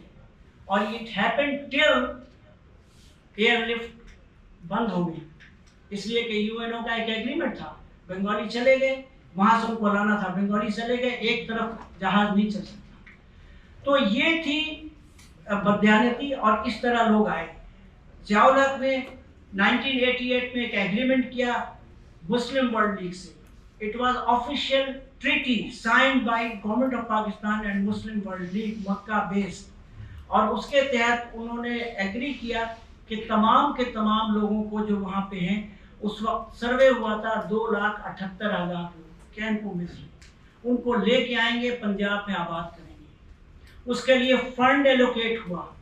पाकिस्तान गवर्नमेंट ने 25 करोड़ रुपए उस वक्त दिए थे 1988 में, इतने ही राब्ता आलम इस्लामी ने दिए थे। और $50,000 लॉर्ड एनल्स ने, जो वहाँ ग्रेट ब्रिटेन का लॉर्ड था, उसने जमा किए थे। वो पैसे जमा हुए। आप में से किसी को नहीं मालूम होगा, गवर्नमेंट ऑफ पाकिस्तान के इम्पोर्टेंट लोगों को, आपके मिलिट्री एस्टेब्लिशमेंट के लोगों को मैंने बताया 2 साल पहले कि पाकिस्तान के बैंक में पैसे पड़े हैं उनको लाने के लिए और आबाद करने के लिए। They don't know about it. इतने इग्नोरेंट हैं कि उनको लाने के लिए पैसे पड़े हुए हैं। फिर 1992 में नवाज शरीफ प्राइम मिनिस्टर थे, खालिदा जिया उधर से इस्लामाबाद में ज्वाइंट कम्युनिके हुआ कि उन पैसों से उनको ला के आबाद किया जाएगा। नहीं, 92 में एग्रीमेंट हुआ, दोबारा ज्वाइंट कम्युनिके हुआ और उसके तहत उनको लाना था, नहीं लाया गया। आज भी मेरी नॉलेज के मुताबिक एंड आई क्लेम के 2 से 3 अरब रुपए हबीब बैंक में पड़े हुए हैं पैसे, मगर यहाँ तो 40 अरब लोग खा जाते हैं, 2-3 अरब की क्या परवाह किसी को। अब आइए किस पार्टी ने क्या किया। मेरा किसी पार्टी से कभी कोई ताल्लुक नहीं रहा, मैं पॉलिटिकल साइंस का स्टूडेंट भी रहा, I am a political analyst. मैं हर सियासी पार्टी के मनफी बातों को, मस्बत बातों को लाता हूँ और छोड़ देता हूँ फैसला पढ़ने वाले पर और सुनने वालों पर कि वो फैसला करें। MQM का नाम लिया जाता है, जमात इस्लामी का नाम लिया जाता है, मुस्लिम लीग का नाम लिया जाता है, पीपल्स पार्टी का नाम लिया जाता है। मेरे नज़दीक पीपल्स पार्टी बहुत ईमानदार पार्टी है, इसलिए कि उसने शुरू से कह दिया ना खपन तो उनको बीच में क्यों लाया जाए। अच्छा, अब आइए शुरू करते हैं। हमारे भाई हैं इजाजुल हक, छोटे भाई हैं मेरे, इनसे शुरू करते हैं। MQM कितने टेन्योर में असेंबली में रही ये बता देंगे आपको। नेशनल असेंबली में भी, सेनेट में भी, सूबाई असेंबली में भी कितने टेन्योर रही होगी आप अंदाजा लगाइए। अच्छा, कितने टेन्योर में फेडरल गवर्नमेंट में रही? अनगिनत। मैं ये रिकॉर्ड से पूछता हूँ, कोई मुझे बता दे MQM का कोई पार्लियामेंटेरियन, कोई एक एडजमेंट मोशन मूव हुआ हो इस इशू पे MQM की तरफ से नेशनल असेंबली में? नॉन, कोई नहीं आज तक, मैं आप दावे से कह सकता हूँ। आप ये बताइए, क्या MQM ने कभी किसी इशू पे हड़ताल नहीं किया? यहाँ कराची में, हैदराबाद में बेशुमार हड़ताल की है। इस इशू पे MQM ने कभी कोई हड़ताल कॉल की हो, मुझे रिकॉर्ड करके बता दीजिए। नेवर, कभी भी नहीं हुआ। एक MNA, एक मिनिस्टर की शादी हुई, कवरेज अच्छी नहीं हुई, पूरे सिंध में अखबार जला दिया गया, मगर इस इशू पे कभी नहीं कहा गया कि कोई अखबार क्यों नहीं इस इशू पे बात करता, नहीं किया गया। आइए जमात इस्लामी की तरफ। जमात इस्लामी वहां मौजूद थी इस पाकिस्तान में, इन लोगों से वोट भी लेती थी। क्या जमात इस्लामी ने कभी एडजमेंट मोशन मूव किया कौमी असेंबली में? कभी सेनेट में बात की कि उन महसूरिन को लाया जाए? नहीं। इतने लोग फांसियों पे लटक गए बंगाली जमात इस्लामी के, आज भी वो मौजूद, उनकी लिस्टें तैयार हैं। जमात इस्लामी कश्मीर के लिए रैलियां निकालते निकालते थक चुकी है। कभी एक रैली निकाली उसने उन गुलाम आजम के लिए जो 90 साल का मर गया जेल के अंदर, जो कादिर मुल्ला को फांसी पे लटका दिया गया? कभी किया? कभी नहीं किया। मुस्लिम लीग के नवाज शरीफ ने 63 फैमिली को मियां चन्नू में लाके एज ए टोकन आबाद किया ऑनली, जबकि वो वादा करके आए थे, वो सार्क कॉन्फ्रेंस में गए थे, उन्होंने शनाख्ती card as a travel document खुद अपने हाथों से दी थी उन लोगों को कि ये ट्रैवल डॉक्यूमेंट है, आप लोग इस पे आएंगे। वो ट्रैवल डॉक्यूमेंट वहां पड़े पड़े सफारत खाने में सड़ गया और वो नहीं आ सके, इसलिए कि उन्होंने दूसरे टेन्योर में उस चीज को भूल गए। तो बात ये है कि किसी पार्टी ने आज तक प्रैक्टिकली कुछ नहीं किया उनके लिए, ये मैं आज आपको वाज़ेह तौर पे कह रहा हूँ, और अगर किया है तो मुझे कोई प्रूफ ला के दिखा दे, मैं आपको बता सकता हूँ। जवाब दे देता है कि सवाल आपका शुरू करेंगे, तैयार हम जवाब देंगे। एहतिशाम साहब की यकीनन इस सब्जेक्ट के ऊपर जो है वो काफ़ी डीप स्टडी है। अहम बात ये है, मुझसे भाई अहम बात ये है कि डॉक्टर साहब यकीनन बहुत माहिर हैं इस फील्ड में, ख़ासकर इस सब्जेक्ट की अगर मसूलियत पाकिस्तान में। लेकिन उसने इत्तफाक ये है कि डॉक्टर साहब लाइल्म है। 1980s में जब MQM की शुरुआती दिन थे, जब मुआजिर कौमी मूवमेंट थी, मुतहदा कौमी मूवमेंट नहीं थी, तो MQM की टॉप लीडरशिप अजीम अहमद तारिक भाई समेत, जिनकी गिरफ्तारी हुई कायद के मज़ार के पास, वो जो एहतजाज किया जा रहा था जिसमें ये इल्जाम लगा एमक्यूएम पाकिस्तान के लीडरशिप पे कि एमक्यूएम के पानी ने जो है वो पाकिस्तान का परचम जलाया था, तो बाद में डिनाई भी हुआ, इनकार भी हुआ। एहतशाम साहब, वो महसूर पाकिस्तान की वापसी के लिए एहतजाज किया जा रहा था कायद के मजार के पास। मैं उसमें मौजूद था। पहली बार सर आपको मौजूद था तो आप बता भी देते, आपने तो काफी ज्यादती और जुल्म कर दिया एमक्यूएम के साथ। एमक्यूएम पाकिस्तान के बुनियादी मंशूर में सबसे बड़ा मंशूर ही महसूर पाकिस्तान की वापसी है। एमक्यूएम पाकिस्तान सिर्फ सियासी तौर पर महसूर पाकिस्तान का नाम नहीं लेती।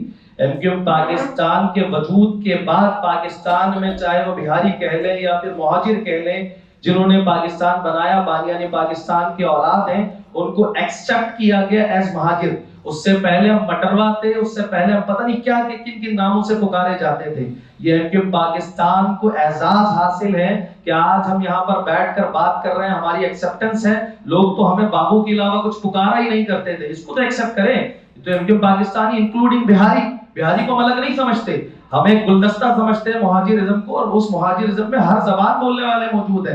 तो एमक्यूएम पाकिस्तान ने शुरुआती दिनों में ये कुर्बानियां दी हैं। और रही बात नेशनल असेंबली में करारदाद की, मैं आपको वीडियो उठा के भेज देता हूं और करारदाद उठाकर भेज देता हूं कि नेशनल असेंबली में एमएनए सैयद अमीरुल हक भाई ने पिछले दिनों 16 दिसंबर से पहले गालिबन 15 दिसंबर या 16 दिसंबर को, मैं ये करंट एक एग्जांपल दे रहा हूं मैं आपको, जिस अंदाज में महसूर ने पाकिस्तान के हवाले से आवाज गूंजी है नेशनल असेंबली में। क्या पाकिस्तान में बसने वाली वो बड़ी बड़ी जमहूरियत की अलमबरदार जमात पीपल्स पार्टी हो, नून लीग हो, जमात इस्लामी हो, क्या उनके अंदर इतनी जुर्रत और हिम्मत है कि वो महसूर ने पाकिस्तान के हवाले से बात कर सके?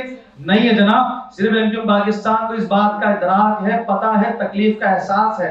तो एमक्यूएम पाकिस्तान हर प्लेटफॉर्म पर बात कर रही है। आज देखें, आज का सेशन देखें, आज जमात कि जब सियासी जमात के 2 एमपीएस को बुलाया आपने, तो एमक्यूएम पाकिस्तान का नुमाइंदा आपके दरमियान मौजूद है, जमात इस्लामी का नहीं, माजरत के साथ जवाब देने के लिए। तो हम दर्द रखते हैं उनका।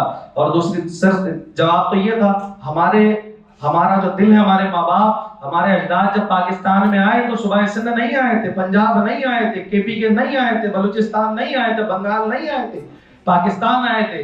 हम पाकिस्तानी बनकर आए थे, पाकिस्तान की खातिर सब कुछ छोड़कर आए थे।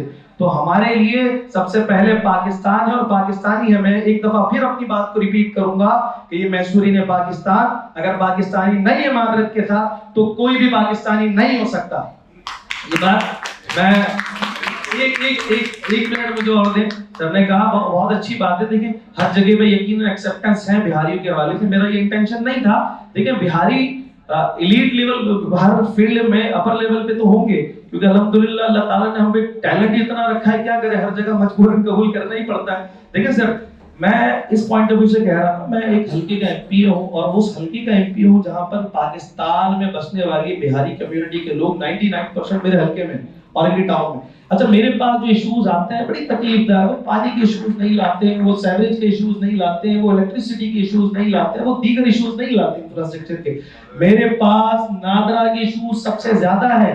मेरे लिए तकलीफ का अमल ये है कि वो पाकिस्तानी जिन्होंने पाकिस्तान को बनाया हो, जिन्होंने पाकिस्तान के इस्तेहकाम के लिए बनाया अपना घर, बांग्लादेश की बात कर रहा हूं मैं, जिन्होंने उजाड़ा हो, जो आज भी नेशनलिटी बांग्लादेश से मिलने के बावजूद वो बांग्लादेश को एक्सेप्ट नहीं कर रहे हो, आज भी बुनियादी सहूलियात से महरूम हो, उस कैंप के अंदर वो पाकिस्तान जिंदाबाद के नारे लगा रहे हो। जब आप चले किसी तरीके से भी पाकिस्तान आए, आज भी आप उनसे पूछ रहे हैं कि आपके अजदाद कहां से आए थे और आपके पास क्या सबूत मौजूद है, तो सर मेरे लिए बहुत तकलीफ का अमल होती है ये बात। एक मुख्तदर हल्के में मुझसे पूछा गया कि आप कम्युनिटी के लिए क्या कर सकते हैं, तो मैंने कहा हमारे लिए सबसे बहुत नागुज़ीर अल्फाज है जब हमारे नाम के साथ तारिकीन पाकिस्तान का अल्फाज लगाया जाता है। इससे बड़ी गाली हमारे लिए कुछ भी नहीं है। भाई हम पाकिस्तानी हैं, पाकिस्तान के लिए जीते हैं, पाकिस्तान के लिए मरते हैं, और इसका सबूत तो देखें, हमने इसका सबूत इससे बेहतर कुछ हो ही नहीं सकता कि हमें नजरिया देने वाले, फैलाने वाले, जब हमने पाकिस्तान जिंदाबाद के नारे को छोड़ दिया तो पाकिस्तान जिंदाबाद कहने के लिए और पाकिस्तान के इस्तेहकाम के लिए हमारे सामने कोई चीज मायने नहीं रखती। हमारे लिए सबसे पहले पाकिस्तान का है और रहेगा इंशाअल्लाह।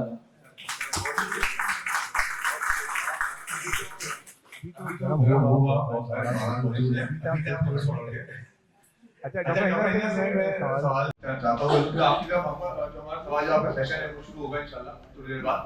तो हम 30 लाख अफगानियों को तो लाके यहाँ बसा सकते हैं, हम 30 लाख अफगानियों के लिए सब कुछ कर सकते हैं, लेकिन हम अपने उन पाकिस्तानियों के लिए एक कदम नहीं उठा रहे, चाहे कोई भी पार्टी हो या कोई भी हुकूमत हो, जो अमली कदम है वो नहीं उठा रहे, चाहे डिक्टेटरशिप हो चाहे जमहूरियत। तो मतलब हमसे भी ये तकरीरें, सेशन और इस सेशन में तालियां बजवा लेंगे, उससे हम कुछ नहीं करेंगे।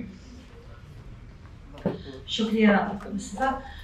मैं यही इसी बात पर आना चाह रही थी कि एक तो ये बात हो रही है कि बंगालियों ने बड़ा जुल्म किया या बंगालियों ने गलत किया, तो मैं सिर्फ इसमें एक बात कहना चाहूँगी कि 1971 में जो हुआ, वक्त करता है परवरिश बरसों, वक्त करता है परवरिश बरसों, हादसा एकदम नहीं होता। तो ये 24 बरस की फर्द अमल थी जो ज़मीर जाफरी साहब की मुनज़्ज़म है कि 24 साल जो एलियनेशन है, ये वो बंगाली है ना जिसने करारदाद पेश की और जिसने बड़ा आगे बढ़कर काम किया, और हमने अभी तक उसको ये अपनी गलती नहीं मानी कि इसमें गलती पाकिस्तान की भी है। नरेंद्र मोदी साहब जो फरमा गए हैं वो पाकिस्तान के सरकारी हिमायत की कर दी उन्होंने पाकिस्तान का मौक़िफ़ यही तो है कि इंडिया ने तोड़वाया पाकिस्तान, और वो भी यही कह रहे हैं। तो इस तरह तो पाकिस्तान का सरकारी मौक़िफ़ और इंडिया का सरकारी मौक़िफ़ एक हो गया, लेकिन गैर सरकारी बहुत से हक़ाइक़ हैं जो हमारे बच्चे पढ़ते भी हैं, हम पढ़ाते भी हैं, और वो भी है। अब इस सिलसिले में बंगाली गवर्नमेंट्स या उनके जो नुमाइंदे हैं वो कभी कभी ये भी बात करते हैं कि ये जो स्ट्रैंडेड पाकिस्तानीज हैं वहाँ पर, ये वो लोग हैं जिन्होंने पाक फौज के साथ मिलकर वॉर क्राइम्स में हिस्सा लिया। ये मैं नहीं मानती इसको, लेकिन उनका एक आर्ग्यूमेंट ये है कि ये वॉर क्रिमिनल्स हैं या क्रिमिनल्स अगेंस्ट ह्यूमैनिटी हैं। तो हमें अगर वो उस वक्त हो सकता है कि कुछ लोगों ने ऐसा किया हो, लेकिन पूरी कम्युनिटी को आप ये इल्ज़ाम नहीं दे सकते, ठीक है। फिर दूसरी तरफ इसमें जो लीगल इश्यूज आ जाते हैं, अब ह्यूमन राइट डिक्लेरेशन जो है, यूनिवर्सल ह्यूमन राइट डिक्लेरेशन, वो कहता है कि कोई कम्युनिटी बगैर नेशनैलिटी के नहीं रहनी चाहिए, हर एक की कोई नेशनैलिटी होती है, ये राइट्स फंडामेंटल राइट है। लेकिन हमारे यहाँ पाकिस्तान में अब इसको कुछ और हमने इसको इसमें इजाफा किया। ट्राइपार्टाइट एग्रीमेंट में जो है निज़ामी साहब ने बताया कि वो जो 4 कैटेगरीज बना दी कि इनको हम वापस ले लेंगे। जो मैंने शुरू में भी कहा कि 83,000 के लोग थे, सिविल सर्वेंट्स हैं, उनकी फैमिलीज और डिवाइडेड फैमिलीज, और इसी तरह, लेकिन उसमें भी एक कैटेगरी है हार्डशिप वाली। मैं समझती हूँ आज जो बिहारी अभी तक 3 लाख के करीब जो वहाँ स्टैंडर्ड हैं, वो हार्डशिप का हिस्सा, हार्डशिप में केस में आते हैं, आप उनको उससे निकाल नहीं सकते। आप क्या समझ रहे हैं कि वहाँ बड़े आराम से रह रहे हैं? वो कैंपों में रह रहे हैं। कोई 66 कैंप्स हैं जो ओवर क्राउडेड है, हाइजीन नहीं है, सैनिटेशन नहीं है, और उन बच्चों को जिनके एड्रेस पे ये कैंप लिखा होता है, तो वहाँ उनको ना अच्छी जॉब मिलती है ना दाखिले मिलते हैं, वो बड़ी मुश्किल में है। और फिर एक नफ्सियाती मसला ये हो गया है कि नए जो जनरेशन है वो तंग आ गई है कि भाई हम कब तक यहाँ रहें, हम क्यों ना सिटीजनशिप बांग्लादेश की इख्तियार करके जो एक नॉर्मल सिटीजन की तरह रहें। लेकिन जो पुरानी जनरेशन है वो अभी तक पाकिस्तान से लगाव उसी तरह रखती है, और वो कहती है कि नहीं हमारा स्टैंड कमज़ोर हो जाएगा, हम तो पाकिस्तान जाना चाहते हैं। दूसरी तरफ पाकिस्तान के जो हमारा पूरा एक हमारी अदलिया, हमारे हुक्मरान जो इस बात को सीरियसली लेने को तैयार नहीं। एक तो वो 4 कैटेगरीज पे अड़े हुए हैं। अभी 2015 में जो सुप्रीम कोर्ट का फैसला आया है रिपैट्रिएशन के खिलाफ आया, उन्होंने रिजेक्ट कर दिया इसको। एक तो ये देखिए कि वो केस जो दायर हुआ था वो 2009 में दायर किया गया। 2009 से 2014 तक वो केस सुना ही नहीं गया, उसकी सुनवाई अभी शुरू ही नहीं हुई, और फिर 2014 में एक्सेप्ट किया गया कि अच्छा चलें इसको हेयरिंग्स शुरू होगी। और फिर 15 में साकिब निसार साहब चीफ जस्टिस से ये नहीं मैंने ये मेरी मालूमात 15 में वो थे अनवर दीद जमाली। अच्छा, तो ये फैसला आ गया कि नहीं इन लोगों को तो पाकिस्तान में नहीं लिया जा सकता क्योंकि अच्छा हाँ, वो डिसमिस किया गया था, डिसमिस कर नहीं किया गया। नहीं, उसमें ये हाँ, उसमें टेक्निकल इशू ये था कि ये जो साहब जिस तंजीम की बुनियाद पर जो है ये पेटिशन दे रहे हैं वो तंजीम रजिस्टर्ड नहीं है। दूसरे ये कि इन साहब का कोई पर्सनल इशू नहीं है, तो ये लोकल स्टैंडर्ड नहीं रखते हैं ना, यही था इसके अंदर। तो बहरहाल इसको इस तरह एक हम कह रहे हैं कि बेहिसी के साथ उसको रिजेक्ट कर दिया गया उस केस को। तो हम तो अभी ये मानने को ही तैयार नहीं कि ये एक मसला है। और जैसे कि मुस्तफ़ा साहब ने कहा कि हम 30 से 40 लाख अफगान महाजरीन को इसी दौरान में हम संभालते रहे, उनको हमने जगह दी, ठीक है भाई, ह्यूमैनिटेरियन ग्राउंड पे आपने ओपन डोर पॉलिसी रखी, और वो हमने उनको उन पर कितने करोड़ों अरबों डॉलर्स खर्च किए। वो आज तक पाकिस्तान के हमदर्द नहीं है, वो पाकिस्तान के बिल्कुल हमदर्द नहीं है। और तारीख में अगर जाए तो हिंदुस्तान से जो लोग महाजिर हिजरत करके अफगानिस्तान गए 1922 में के यहाँ पे 1920-22 में कि भाई यहाँ पर क्योंकि अंग्रेज की हुकूमत है तो हमें मुस्लिम मुल्क में चला जाना चाहिए, अफगानिस्तान में उनको बिल्कुल कोई पनाह नहीं दी थी, वापस भेज दिया। हमने 30 से 40 लाख अफगानी महाजरीन को तो हमने पाल लिया, लेकिन ये 3 लाख लोग हमें इतने भारी पड़ रहे हैं।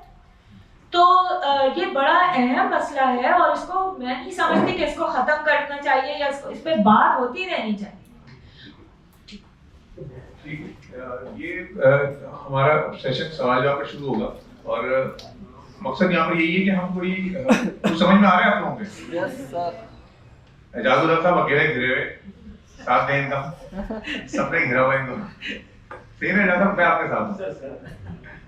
अच्छा, ये हम जब बात कर रहे हैं महसूरीन पाकिस्तान की, तो हमारा मौजूद ये भी था कि पाकिस्तान के जो नए हालात में बांग्लादेश के साथ जो ताल्लुकात हैं, क्या हम अपनी खारजा पॉलिसी में इतने कामयाब हो गए कि हमने इंडिया को या भारतीय खारजा पॉलिसी को हमने डिफीट कर दिया है या हमने उनको हरा दिया है, शेयर दे दिए, कुछ ऐसा है? ये इस पे बात कीजिएगा। दूसरी बात ये कि पाकिस्तान आर्मी इस वक्त जा रही है इंडियन बांग्लादेश आर्मी को इस वक्त तरबियत देने, तो क्या ये भी हमारी जीत में शुमार होगा? और बांग्लादेश को यानी कि वहाँ के जो बांग्लादेशी आर्मी है वो इतना ज्यादा एतमाद कर लेगी हमारे ऊपर, हमारी आर्मी पे, जो कुछ हमारे साथ 1971 में हम जो कुछ कर चुके हैं, जो कुछ हो चुका है? देखिए, बात यह है कि जो मुस्तफ़ा साहब का सवाल है कि जो रिलेशनशिप है बांग्लादेश और पाकिस्तान की, अभी तो उस पर कोई इतनी पेशरफ्त नहीं हो सकती है और ना आप एक्सपेक्ट करें इसको, इसलिए कि अभी जो वहाँ गवर्नमेंट है वो इमैच्योर गवर्नमेंट है, पॉलिटिकल गवर्नमेंट नहीं है। वो जो मोहम्मद यूनुस हैं वो chief adviser to the president है, जो कैबिनेट में है, इसी के सेरेमोनियल और कॉन्स्टिट्यूशनल पोजीशन प्रेसिडेंट की ही है, इसीलिए उसको हटाया नहीं गया है। तो अभी उनका काम है सिर्फ संभालना सारी चीज़ों को। उसमें 2 स्टूडेंट हैं जो कैबिनेट में हैं, 2 जनरल्स हैं जो कैबिनेट में हैं, और 2 या 3 पॉलिटिकल पार्टीज़ के मेंबर्स हैं जो कैबिनेट में हैं। पार्लियामेंट उनकी अभी नहीं है। कोई भी डिसीजन होता है कैबिनेट का तो वो पार्लियामेंट उसको अप्रूव करता है, फिर जाके कहीं वो कानून बनता है या कॉन्स्टिट्यूशन में शामिल होता है। तो ऐसी कोई चीज़ वहाँ पे नहीं हो सकती। जैसे कहा गया कि मैसूरीन को शहरियत देने का उन्होंने इरादा किया है, ये बिल्कुल गलत है, वो नहीं कर सकते ऐसा। रोहिंग्या रेफ्यूजीज उनके लिए ज़्यादा बड़ा मसला है, लेकिन उस पर भी वो कोई स्टैंड नहीं ले सकते, इसलिए कि उनकी जो कॉन्स्टिट्यूशनल जो स्टेटस है वो अभी मजबूत नहीं है, पार्लियामेंट अप्रूव करती है वो भी नहीं है, वही फैसला करेगी। लेकिन इसमें जो ये भी इंसाफ में इस वक्त मुजीब को हटा के और जिया के बारे में बात आ रही है, ये देखिए, बात ये कि खालिदा जिया की पार्टी बिल्कुल ख़त्म हो चुकी है, उसको ख़त्म कर दिया गया है, और उसकी अपनी जो उसकी प्रॉब्लम है, उसकी शख्सियत है, वो बीमार इतनी ज़्यादा है कि वो कोई रोल प्ले नहीं कर सकती। उसके जो पॉलिटिशियंस हैं उनको बंद कर दिया गया, उनको बुरी हालत कर दी गई। तो पॉलिटिकल पार्टी कोई ऐसी है नहीं जो निकल के कोई एजिटेटिव करे, कोई जलसा करे, कोई जुलूस करे। तो अभी कुछ बात बिल्कुल सही बात है, और इंडिया का प्रेशर बहुत ज़्यादा है। ये जो आपने कहा, डॉक्टर साहबा ने भी कहा कि वहाँ पे इंडिया बहुत डोमिनेट कर रहा था, और वाकई कर रहा था। मैं खुद गवाह हूँ इसका कि मैं जब गया था और वहाँ पे एक MNA थी जो बांग्लादेश नेशनलिस्ट पार्टी की थी, मुनी चौधरी, और उस वक्त वो अपोजिशन में थी, वो एग्जाइल में थी। मैंने उससे कहा था मैं खालदा जिया से मिलना चाहता हूँ। उसने कहा मैं अभी फ़ोन करती हूँ, कल तुम्हारी मुलाकात हो जाएगी, लेकिन तुम मुझसे क्या बात करोगे? मैंने कहा I am a political analyst, I am a journalist, मैं उनसे बात करना चाहता हूँ पॉलिटिक्स पे। उसने कहा कि अपने बेटे से जब बात करने की ज़रूरत पड़ती है तो वो घर से बाहर निकल के गाड़ी में बैठती हैं, गाड़ी स्टार्ट करती हैं और बात करती हैं, इसलिए कि उनको पता नहीं कि उनके घर में रॉ के कितने एजेंट हैं जो इन बातों को रिकॉर्ड करेंगे। तो रॉ पेनिट्रेट कर रही है वहाँ पे, अभी भी कर रही है, और इतना मुश्किल, इतना आसान नहीं है कि उनको निकाला जाए। तो ये बात अभी बहुत प्री मैच्योर है कि बांग्लादेश की गवर्नमेंट के फ्यूचर के बारे में कोई एनालिसिस करें या कोई हम आपको बात करके बता सकें। और जहाँ तक बात है इसकी बात तो मैंने निसाब की बात कर रहा जी हूँ। हाँ, निसाब की बात। मैं एक बहुत इंपॉर्टेंट बात करूँ, आप दुनिया की और पाकिस्तान की सबकी स्ट्रेटेजिक और पॉलिटिकल और स्ट्रक्चर बातें कर रहे हैं। एक स्ट्रक्चर में बता दूं, जहां आप बैठे हुए 1:30 बजे पॉइंट चला जाएगा, बच्चे सवाल करने के लिए होंगे नहीं। इस स्ट्रेटेजी को आप ध्यान में रखते हुए बच्चों को सर के सामने बैठे बच्चे चले जाएंगे, चले जाएंगे, क्योंकि पॉइंट को छोड़ने में कोई पॉइंट नहीं है।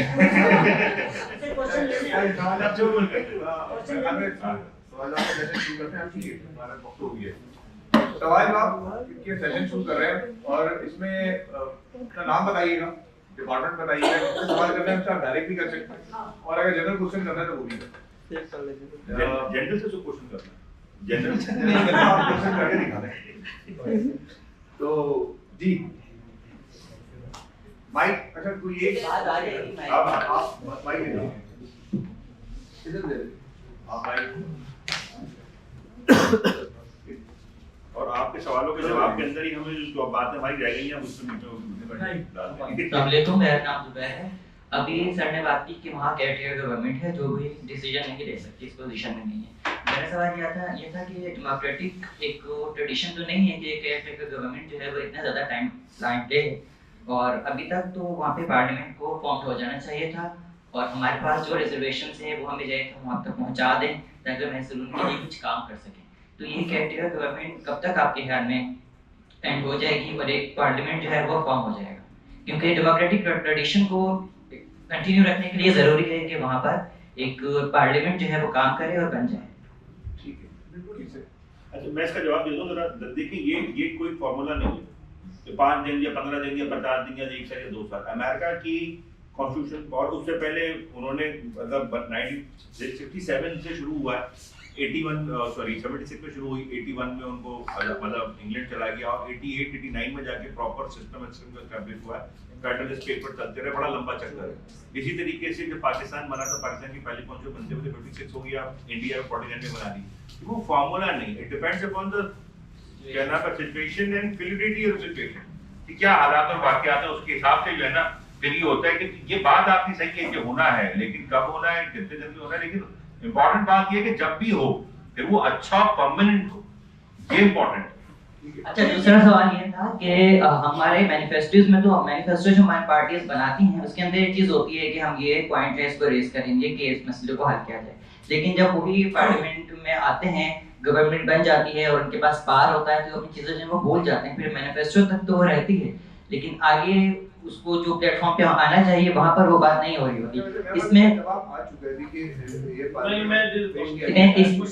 इसमें ऑब्स्टिकल्स क्या होते हैं, हर्डल्स क्या होते हैं, जो एक सीट एक पार्ट मिलने के बाद वो चीज़ जो होती है वो बैकग्राउंड में चली जाती है। इसके मुझे हर्डल्स या जो प्रॉब्लम्स, क्योंकि मैंने तो वो एक्सपीरियंस नहीं किया, आप एक्सपीरियंस कर रहे हैं उस चीज़ को, तो वो रुकावटें क्या हैं उसके ऊपर थोड़ी सी बात करें। ये चल रहा है जी। अच्छा, देखो इसके अंदर इशू प्रॉब्लम ये है, क्या पाकिस्तान में जितनी जमातें मौजूद हैं, सियासी जमात, क्या सबका मैनिफेस्टो जो है एक जैसा होता है या डिफरेंट होता है? सबसे पहले तो ये सवाल है। सबके डिफरेंट पॉलिसीज होती हैं और थॉट्स होते हैं, क्या सोचते हैं वो। लेकिन वाहिद मेरे ख्याल से सर भी इसको मानेंगे कि एक जमात इस्लामी है और एक एमकेएम पाकिस्तान, जिसका मंशूर का हिस्सा महसूल पाकिस्तान हमेशा का रहा है। हम स्पेसिफिकली महसूल पाकिस्तान की बात कर रहे हैं, लेकिन मसला ये है कि ना जमात इस्लामी पाकिस्तान बनने के बाद कभी जमात इस्लामी ने रूल नहीं किया पाकिस्तान में।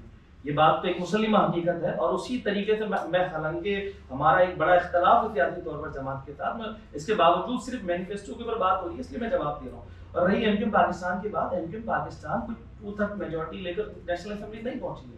हम रिक्वेस्ट कर सकते हैं, अगर 10 इश्यूज के ऊपर हम डिस्कस कर रहे हैं, पिछले 15 सालों से तो हम यही शोर कर रहे हैं कि कराची को अपना हक दे दो, सीवरेज की लाइन सही कर दो, पानी की लाइन सही कर दो, या फिर इंफ्रास्ट्रक्चर बेहतर कर दो। तो इस कंडीशन के ऊपर जो महसूल पाकिस्तान का एक इशू है उसके ऊपर किस तरीके से लोग अमल करेंगे?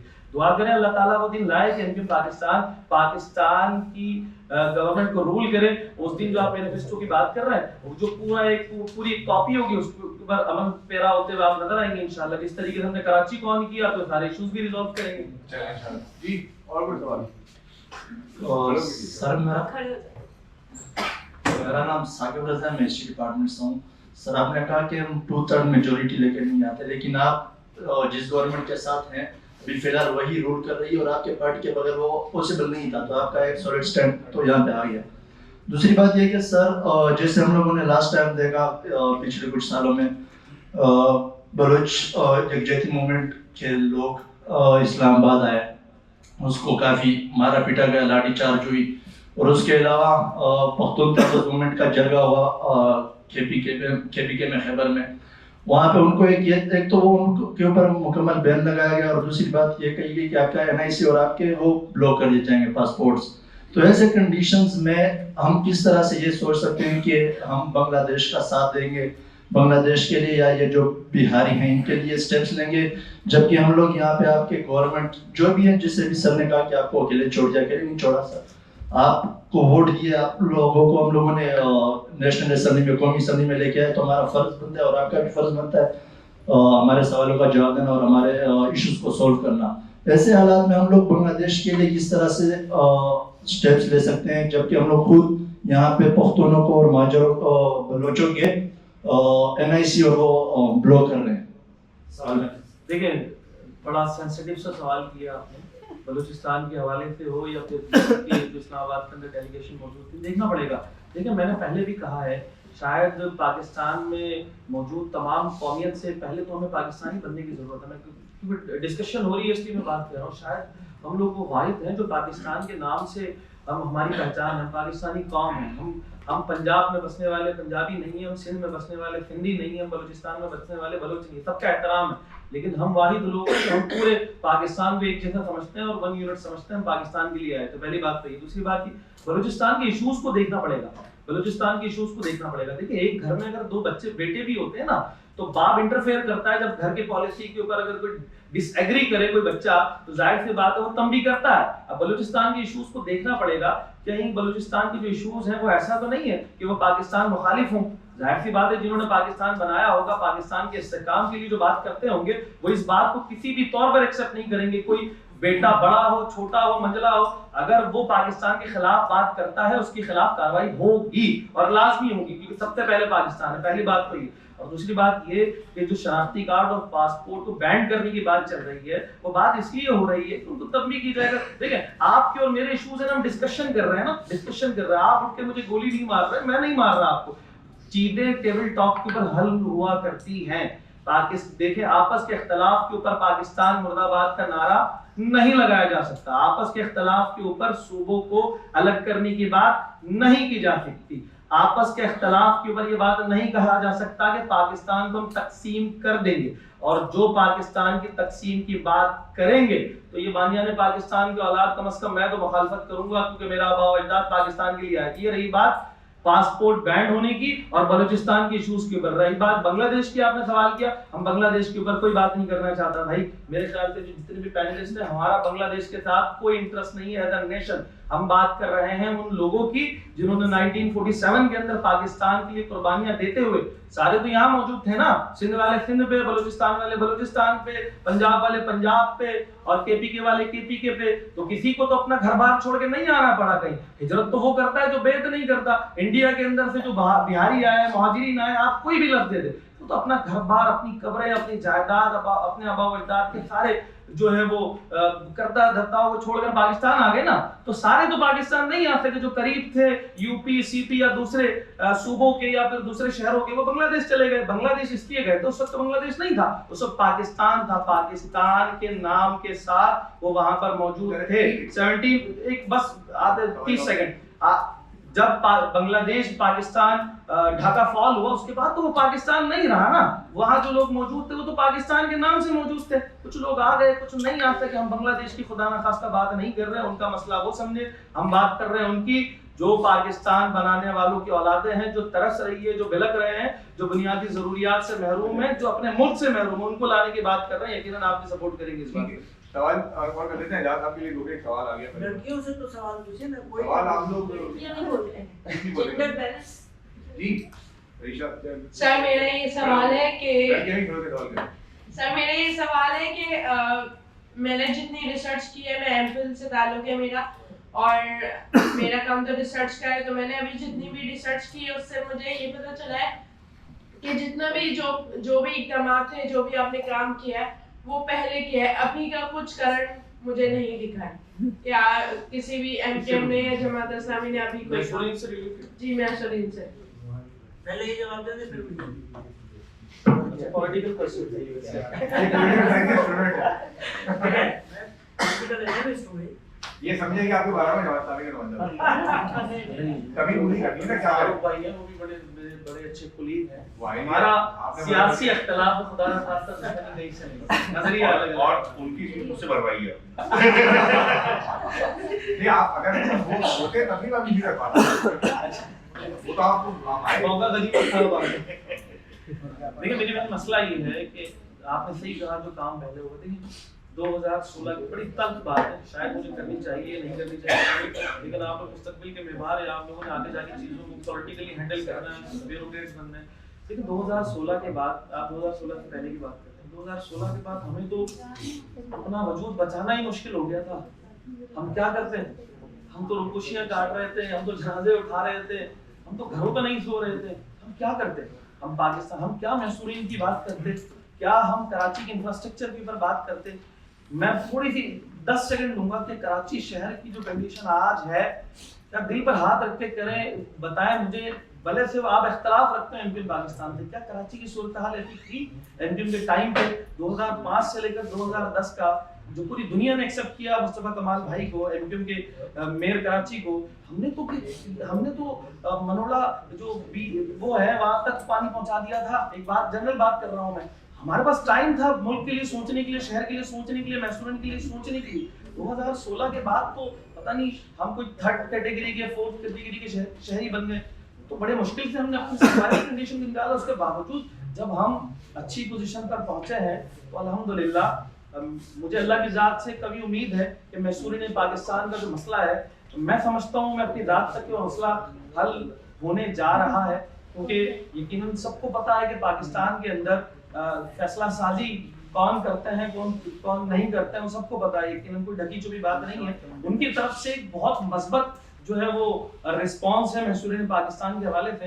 लेकिन सर की अपना एक तज्जिया है, वो सोचते हैं जर्नलिज्म के हवाले से। हम लोग सियासी लोग हैं, हम कहीं पर बात करते हैं तो यकीनन हमारा जो पहली बात के बाद सेकंड जो सिनारियो होता है वो मैसूरीन पाकिस्तान के हवाले से होता है, वो हमारे मंशूर का हिस्सा है। तो यकीनन आइंदा दिनों में जो आपने कहा ना, पहले हमने अपने आप को बचाया है, अब बारी दूसरे काम के इंशाल्लाह सारे मामला तो सर एक और क्वेश्चन है कि आप जो अब करने वाले हैं तो थोड़ा सा रोशनी डालना चाहेंगे कि क्या इक़दाम आप उठाएंगे, क्या स्ट्रेटजीज है आपकी? मैं इसका जवाब दे दूंगा। आपके सवाल का, इनका नहीं, तो ठीक है, मैं आपको बता दिया।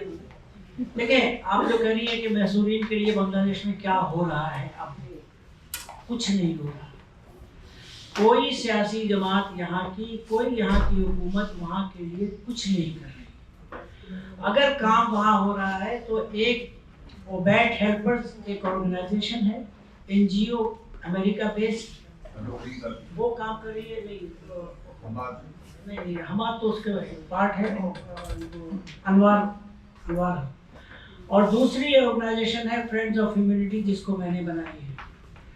और तीसरी एक ऑर्गेनाइजेशन है फॉरगॉटन पीपल ऑर्गेनाइजेशन, वो भी अमेरिका बेस्ड है।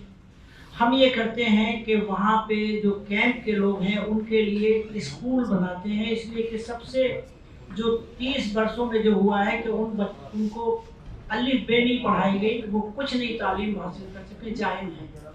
तो उनको हम तालीम दे रहे हैं, उनके लिए हम स्कूल खोल रहे हैं फ्री ऑफ कॉस्ट। उनको यूनिफॉर्म भी देते हैं, उनको स्कूल सप्लाईज भी देते हैं, उनको बुक्स भी देते हैं, उनके टीचर्स भी उन्हीं कम्युनिटी से रखते हैं। यानी फ्रेंड्स ऑफ ह्यूमैनिटी ने एक सिटी में सैदपुर में 6 प्राइमरी स्कूल खोले हैं, 1 हाई स्कूल है, 1 कोचिंग सेंटर है, 1 कंप्यूटर ट्रेनिंग सेंटर है। उसके अलावा मैंने आपको बताया कि इज्तिमाई बैतुल खला होते हैं वहाँ पे 300 साढ़े 300 के मुश्तमिल कैंप जो होता है, उसमें 7 या 8 बैतुल खला होते हैं इज्तिमाई, और वो सुबह और शाम लाइनें लगाते हैं। 53 बरस से ये अमल जारी है। आप यकीन कीजिए, मैंने अपनी आंखों से देखा है कि चंद बुजुर्ग रास्ते ही में फारिग हो जाते हैं, नहीं जा पाते वहाँ तक, टूटे फूटे बैतुल खला है। हमारा काम ये होता है कि हम बैतुल खला को ठीक ठाक करते हैं, हम नए बैतुल खला बनाते हैं, उसमें नलका लगाते हैं पानी के लिए। और इसी तरह से जब सर्दियाँ होती हैं तो वो जो झुग्गियाँ हैं, झुग्गी भी बहुत अच्छी होती है उसके मुकाबले में। टूटे फूटे टिन के छत टूटे होते हैं, बारिश का पानी आता है, सर्दियाँ वहाँ पे बहुत ज़्यादा होती हैं, हम उनको कंबल बांटते हैं हर साल। तो इसी तरह हम ये काम कर रहे हैं वहाँ पे। तो NGOs काम कर रही हैं, हम पाकिस्तान से नहीं लेते इमदाद, और कहता भी हो कि हमें इमदाद नहीं चाहिए, हम वहीं से रजिस्टर्ड है हमारी ऑर्गेनाइजेशन, हम वहाँ से लेते हैं पैसे और ऑफिशियली वहाँ भेजते हैं। वक्त की कमी है, मैं एक सवाल करना चाह रहा हूँ आपसे भी, एजाज साहब, क्योंकि शायद ज्यादती हो जाएगा, अभी सवाल ना करें, इसको जवाब इस्लामी उस तरह की बात करते हैं। हम महसूरीन की बात कर रहे हैं, लेकिन जिन लोगों को वहाँ फांसी पे चढ़ाया गया है, जमात इस्लामी की तरह की बात है, ठीक है, सारे जमात इस्लामी के लोग ज़्यादातर। कितनी मरतबा एजाज साहब आपने एमक्यूएम के प्लेटफॉर्म से उनके लिए पार्लियामेंट में आवाज उठाई, और कितनी मरतबा एहतिशाम साहब आपने अपनी NGO के तहत उनके लिए बात की? देखें मुसव्वी, हम जब बात करते हैं पाकिस्तानी होने की, ऊपर वतनी की, तो बांग्लादेश में जो लोग पाकिस्तान प्रो थे हैं आज, तो हम उसको किसी जमात में कराए पे तो नहीं देख रहे। जमात सवाल ही नहीं है, मैं कह रहा हूँ वो लोग तो फांसी पे लटके। क्या कभी ऐसा हुआ कि एमक्यूएम ने पार्लियामेंट में कोई बिल पेश किया हो, कोई कागजात की हो कि क्यों हमारे पाकिस्तानियों के साथ ये हो रहा है, जिन्होंने पाकिस्तान के लिए पाकिस्तानी फौज का साथ दिया था 1971 में, इससे हट के कि उनका ताल्लुक जमात इस्लामी से था या इस्लामी जमात से था, क्या एमक्यूएम ने ऐसा कुछ किया? यकीनन देखें, कई बार जो असेंबली के फ्लोर की बात होती है कि पाकिस्तान में जो पाकिस्तानी सपोर्टर थे, जो पाकिस्तान के इस्तेहकाम पर बिलीफ रखते थे, उनके खिलाफ जो कार्रवाइयाँ हुई, जो फांसी हुई, देखिए स्पेसिफिकली किसी का नाम लेकर तो डिस्कशन नहीं हो रही, पाकिस्तानी होने के हवाले से बात हो रही है कि जो पाकिस्तान को सपोर्ट करते थे, जो आज भी मौजूद है, उनके खिलाफ जो हसीना वाजिद जो वज़ीर आज़म थी वहाँ की, उन्होंने बिल्कुल एक स्टैंडर्ड मेंटेन कर लिया था कि जिन्होंने पाकिस्तान को सपोर्ट किया उनके खिलाफ कार्रवाई होनी है। सर ने बिल्कुल सही कहा, बहुत अहम बात है। जो अभी जो ढाका के अंदर हुआ, बांग्लादेश के अंदर, वो स्टूडेंट से रिलेटेड था, वो एक कोटे सिस्टम के खिलाफ था जो नाफिज करने जा रहे थे, उसी से रिलेटेड है। हम बारहा इसके ऊपर बात करते रहे हैं। अब मसला ये है कि जमात ने तो हमारी चीजों को कभी एक्सेप्ट किया है, एक्सेप्ट करेंगे। सर आप जनरल सवाल कर रहे हैं ना, जमात तो नहीं कर रही। मैं जो बात करना चाह रहा हूँ इंशाल्लाह आखिर में बात करूंगा। देखिए, हम न किसी पॉलिटिकल पार्टी का पार्ट रहे हैं और ना हम कोई पॉलिटिकल पार्टी। जब आप सुने में तंजीद करते हैं तो उनकी जो अच्छाई है उसकी तो बात करेंगे। नहीं, मैं तो सिर्फ आपको ये बात कर रहा हूँ कि महसूरीन के सिलसिले में किसका क्या रोल रहा है, किसका नहीं रहा है, वो मैंने वाज़ेह कर दिया। और डाटा, देखिए डाटा और फिगर के साथ मैंने बात की है। आप ये कहें कि हमने मिनिस्टर से बात कर ली, हमने अपने मंशूर में लिख लिया, ये कोई दलील नहीं है। दलील है कि पार्लियामेंट के रिकॉर्ड पे क्या चीज़ है। रिकॉर्ड पे मैं चैलेंज करता हूँ, ना एमक्यूएम, ना जमात इस्लामी, ना मुस्लिम लीग किसी ने कभी एडजर्नमेंट मोशन मूव नहीं किया है, सिवाय सेनेटर कामिल अली आगा ने सेनेट में ये रेजोल्यूशन पेश किया था कि उनको लाने का मामला क्या हुआ। अच्छा, जहाँ तक अब आइए जमात इस्लामी के लोगों की, मैं एक राइटर भी हूँ, मैं पॉलिटिकल एनालिस्ट भी हूँ, मैं लिखता भी हूँ, मैं वॉइस ऑफ अमेरिका में बोलता भी हूँ पॉलिटिक्स पे। मैंने इस इशू पे रिकॉर्ड पे है कि मैंने जमात इस्लामी के जब गुलाम आज़म साहब का इंतकाल हुआ था वहाँ पे जेल के अंदर, उस पर भी मैंने बात की थी। और मैंने जो फांसियाँ लगी हैं, मैंने बेशुमार आर्टिकल्स भी लिखे हैं अखबारात में, यहाँ के अखबारात में भी और अमेरिका के अखबारात में भी मैंने लिखा है। और इंसानी हकूक़ की तंजीम को जो हम भेजते हैं अपने मेमोरेंडम, उस मौके पे भी हमने भेजा, इसलिए कि अच्छा, जहाँ तक ताल्लुक़ है मैसूरीन का और उन बंगाली पाकिस्तानियों का जो फांसी पे लगे, मैं आपको बता दूं कि दोनों में बहुत फर्क है। मैसूरीन अब तक पाकिस्तानी कहलाते हैं अपने आप को, और वो जो बंगाली जो जमात इस्लामी के लीडर्स थे वो बांग्लादेश की पॉलिटिक्स का हिस्सा हो चुके थे। वो मिनिस्टर भी रहे, वो एमएनएस भी रहे, वहाँ एमपीज भी रहे, तो उनका मामला थोड़ा सा बात ये कर रहा हूँ मैं कि वो लोग अगर देखें, जब पाकिस्तान बन गया तो फैसला क्या हुआ था कि जो पाकिस्तान आ गए थे, जो पाकिस्तान की मुखालफत भी कर रहे थे, उन्होंने फैसला किया, चाहे पाकिस्तानी हो चाहे देवबंद मतलब के लोग, तब पाकिस्तान बन गया तो हम पाकिस्तान की गवर्नमेंट के साथ होंगे, यही कहा था।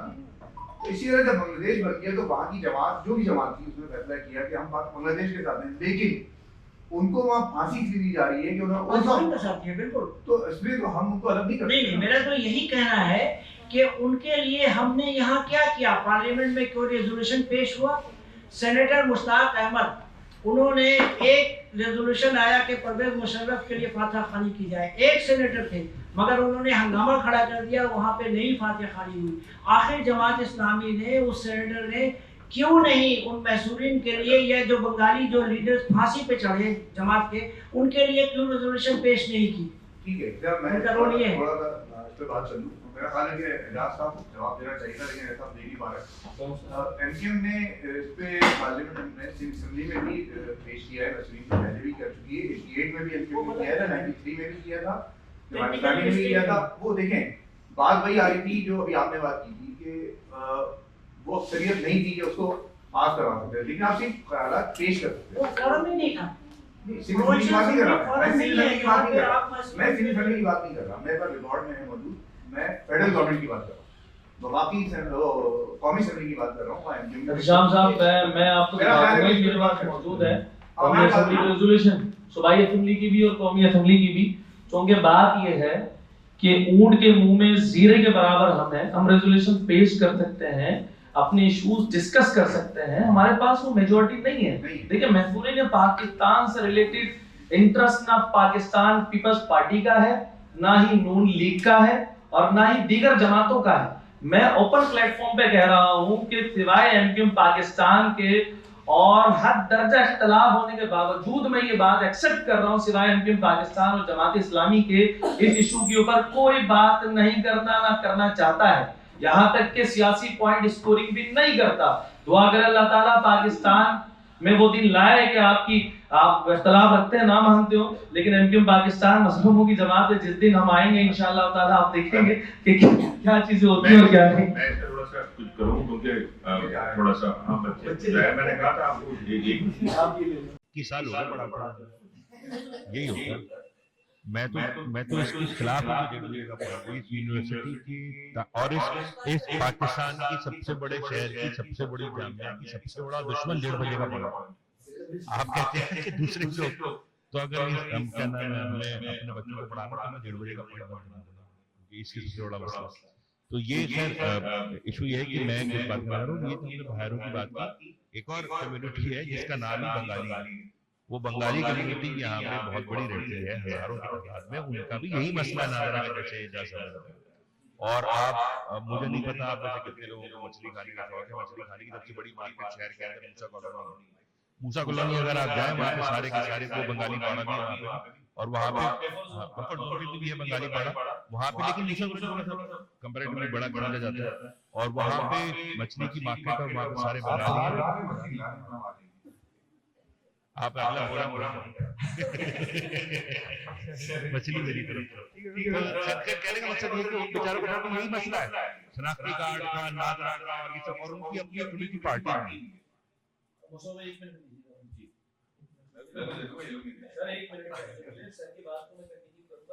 ये भी ज्यादती है ना, बांग्लादेश के अंदर जो ज्यादती हुई, पाकिस्तान सेपरेट हुआ और बांग्लादेश बन गया। लेकिन जो बंगाली कराची शहर में मौजूद है, जो पाकिस्तान में मौजूद है, वो लोग हैं जिन्होंने कहीं ना कहीं बांग्लादेश को एक्सेप्ट नहीं किया। जैसे सर बता रहे थे जाना चाहते थे, नहीं गए सर, है ना ऐसा, वरना कोई मुश्किल नहीं था। मेरे ख्याल से 2010 तक भी कोई मुश्किल नहीं था, लोग जा रहे थे। लेकिन सर वो तो देखें, पाकिस्तान जो वजीर आज़म थे ख्वाजा नाज़मुद्दीन साहब, वो जाना चाहते तो जाते, लेकिन आज भी वो हमारे कायद हाँ उनके बराबर में उनकी कब्र आज मौजूद है। उन्होंने बांग्लादेश को एक्सेप्ट नहीं किया ना। 2010 तक तो कोई इशू नहीं था, लोग जा रहे थे बांग्लादेश, जब तक बांग्लादेश के साथ ताल्लुकात सही थे, लोग वापसी भी नहीं आ रहे थे, उनको एक्सेप्ट भी किया जा रहा था। लेकिन अब ये कंडीशन है पाकिस्तान के अंदर, कोई 30 लाख 35 लाख मेरे ख्याल से बंगालीज मौजूद हैं जिनके लिए कोई बात नहीं करता। ये एक मुसल्लिमा हकीकत है, इस बात को तस्लीम करना चाहिए, इंसानियत के बेस पर करना चाहिए। एक हादसा था बहुत बड़ा, वो हो चुका। हम जहां पर अपने बिहारी भाइयों के लिए बात कर रहे हैं जो पाकिस्तानी है, डबल पाकिस्तानी है, वहां पर हमें ये भी नहीं बोलना चाहिए कि पाकिस्तान में पाकिस्तान बनाने वालों की वो भी औलाद है और पाकिस्तान बनने में उनका भी एक बहुत बड़ा किरदार और रोल है, हमें नहीं भूलना चाहिए। इसके हवाले से भी हमें, मैं समझता हूँ अगला सेशन आपको इस टॉपिक पे भी रखना चाहिए ताकि बैलेंस हो जाए। बहुत शुक्रिया आपका। अब जितने लोग रह गए उनका भी शुक्रिया। देखिए हमने यहाँ जो प्रोग्राम किया प्रोडक्शन, हमारा इदारा है मीडिया फार्मेसी के नाम से साइन किया था। आज से 1 साल पहले डॉक्टर इदार और आप लोग वाकिफ हैं। हम इससे पहले मुझे मैं फोरम कर रहा था टॉपिक्स पे। ये फोरम कायम करने का, ये एमएफएम प्रोडक्शन कायम करने का मकसद ये है कि हम कुछ खास मौजू पे या कुछ सीधा टॉपिक पे बात करें, बहस करें, बैठें, सीखें। और ये जो हमारे रहनुमा है, चाहे वो उस्ताद की शक्ल में हो, चाहे वो आपकी शक्ल में हो या सियासत की शक्ल में हो, हम इससे भी सीखें और इनसे सवाल भी करें।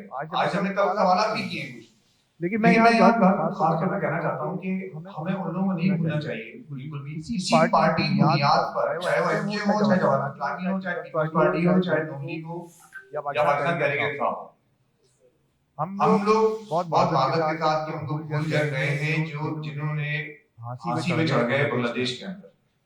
और मैं आपको बताऊं कि मैं जद्दा में था और अतिशाम भाई जानते हैं मैं जद्दा में था और जब गालिब अल्लाह को फांसी में लगाया गया था तो मेरे पास फोन आया खालिद जो रियाद में उस जमाने में, रियाद से जद्दा आ गया था जॉब इमाम, उनका फोन आया और वो हिचकियों से रो रहे थे। वो हिचकियों से रो रहे थे कि और उनके अल्फाज थे, तो भाई मेरे दोस्त को, मेरे बचपन के दोस्त को मार दिया। और वो उनका वक्त ज्यादा बांग्लादेश में, जब वो उनके साथ खेल कूद के बड़े हुए थे, उनके दिल में क्या गुजर रही है, क्या कुछ है उनके पास, हम तो हमें नहीं पता कि हमारे लिए क्या कुर्बानियां दी हैं। तो ऐसे बहुत सारे किस्से हैं। इसी तरह आपने बांग्लादेश की भी जिक्र किया ना, बंगाली मेरे साथ जानता हूं जो पान की बात लगाते हैं। जब मैं बातचीत करता था तो बताने लगे कि मेरी बीवी और बच्चे बांग्लादेश में, मैं यहाँ पर हूँ और मैं नहीं गया पाकिस्तान से, मैं पाकिस्तान को कोशिश कर रहा हूँ, वो लोग यहाँ नहीं आ सके और मैं फंस गया ना। मैं इधर से जाता हूँ ना उधर। ऐसे बहुत सारे हमारा किस्से हैं जिन्होंने हमारे लिए कुर्बानियां दी, पाकिस्तान के लिए कुर्बानियां दी हैं। हमारा मकसद यही है कि हम प्रोडक्शन ऐसे टॉपिक पे बात करें। आपसे दरख्वास्त है कि आप हमारे साथ जुड़े रहिएगा। आज की सेशन को है हमारा, इसकी पूरी रिपोर्ट जैसे मैंने पहले बताया था, हमारी ट्रेनिंग है एमएफएम की, ये इसको कर रही है। इसकी पूरी रिपोर्ट बनाएंगे और इंशाल्लाह डॉक्टर आपसे शेयर कर देंगे तो तक पहुंच जाएगी कैजुअलिटी की। वो एक रिपोर्ट आपके पास एक बहुत अच्छा मवाद होगा हमेशा के लिए। साथ में इसकी रिकॉर्डिंग आपको नजर आ रही है। ये रिकॉर्डिंग हमारा चैनल है एमएचएस स्पीक्स, अगर चाहे तो आप देख लें। एमएचएस स्पीक्स हमारा चैनल है, उस चैनल पे आज की रिकॉर्डिंग पूरी मिल जाएगी आपको 2 से 3 दिन के अंदर। और वो आप अपने पास सेव भी कर सकते हैं। अपने कमेंट्स का इज़हार कीजिएगा कि कैसा लगा आपको ये इवेंट, ऐसे और कितने होने चाहिए। और हमारे पास जो जरूरत होती है, मैं आज खास तौर पे शुक्रिया अदा करता हूं इस इवेंट के लिए। हमारे 2 साथी हैं, एक नियाज साहब और एक नुमान साहब, 2 दोस्त हैं मेरे। इन्होंने इसके लिए रिपोर्ट फराहम की, क्योंकि अजमल में खराजात होते हैं एक इवेंट में 25-30 का राजद हो जाते हैं। तो वो कुछ दोस्त हैं जो समझते हैं कि मीडिया में कुछ संजीदा गुफ्तगू होनी चाहिए। हमारा जो मेन स्ट्रीम मीडिया है, जहाँ से मैं आया हूँ, मुझे 18 साल हो गए मीडिया में, वहाँ जो कुछ दिखाया जा रहा है वो हक़ाइक़ पे नहीं है। तो हम चाहते हैं कि डॉक्टर हिना, डॉक्टर मोइन, आप लोगों के ताल्लुक से, आप ताउन से हम इस तरह के फोरम करते रहें और मुख्तलिफ टॉपिक्स पे बात करते रहें। आप लोग भी राब्ते में रहिएगा, एमएफएम प्रोडक्शन से भी राब्ते में रहिएगा, फोरम से भी राब्ते रहिएगा और हमारे चैनल को जरूर सब्सक्राइब कीजिएगा। इसलिए हरगिज़ नहीं कह रहा मैं कि वो सब्सक्राइब करने से पैसा मिलना शुरू हो जाएगा। मकसद ये है कि कुछ संजीदा बात हो रही है उधर, तो वो फैलनी चाहिए आगे और कुछ संजीदा गुफ्तगू करनी चाहिए। बहुत सारी बातें भी होंगी, यकीनन हमसे भी गलती होगी, आप बता भी सकेंगे, हम आपको सही भी कर सकेंगे। आप सबको शुक्रिया अदा करता हूँ, आप तमाम मेहमानों को शुक्रिया अदा करता हूँ और बात करता हूँ इंशाल्लाह हम किसी और प्लेटफॉर्म पे इंशाल्लाह दुआ करता हूँ कि और जगह पर हम अगले महीने हम इधर मौजूद हों। आखिर में एक बात और कि हमारा जो फोरम है एमएफएम प्रोडक्शन है, वो इंटर्नशिप भी कराता है और हमसे इंटर्नशिप में अभी हमारे पास जो पास और दीगर बच्चे हैं वो कर रहे हैं इंटर्नशिप, यहाँ आप भी आ रहे होंगे। हमारा नेक्स्ट सेशन होने जा रहा है फरवरी के एंड में या मार्च के एंड में, वो शायद आपसे लेट ना करता और बता रहा हूँ। पाकिस्तान में लफ्ज़ बेकारी क्या मुमकिन, ये हमारा मौजू है और उसमें मुख्तलिफ बैंक्स के साथ हम लोग कर रहे हैं सेशन और उस सेशन में भी किसी रिसर्च रिपोर्ट भी पेश की जाएगी पाकिस्तान में माशी निज़ाम के हवाले से। वो सेशन बहुत अहम होगा, तो आप में से अगर जो लोग शरीक होना चाहें उसमें भी शरीक हो सकते हैं। वो मुमकिन तौर पे किसी और यूनिवर्सिटी में होगा, प्राइवेट यूनिवर्सिटी में, और मैं उसको शेयर कर दूंगा आप लोगों से, तो आप लोग उसमें भी शरीक हो सकते हैं। बहुत शुक्रिया, अल्लाह हाफ़िज़।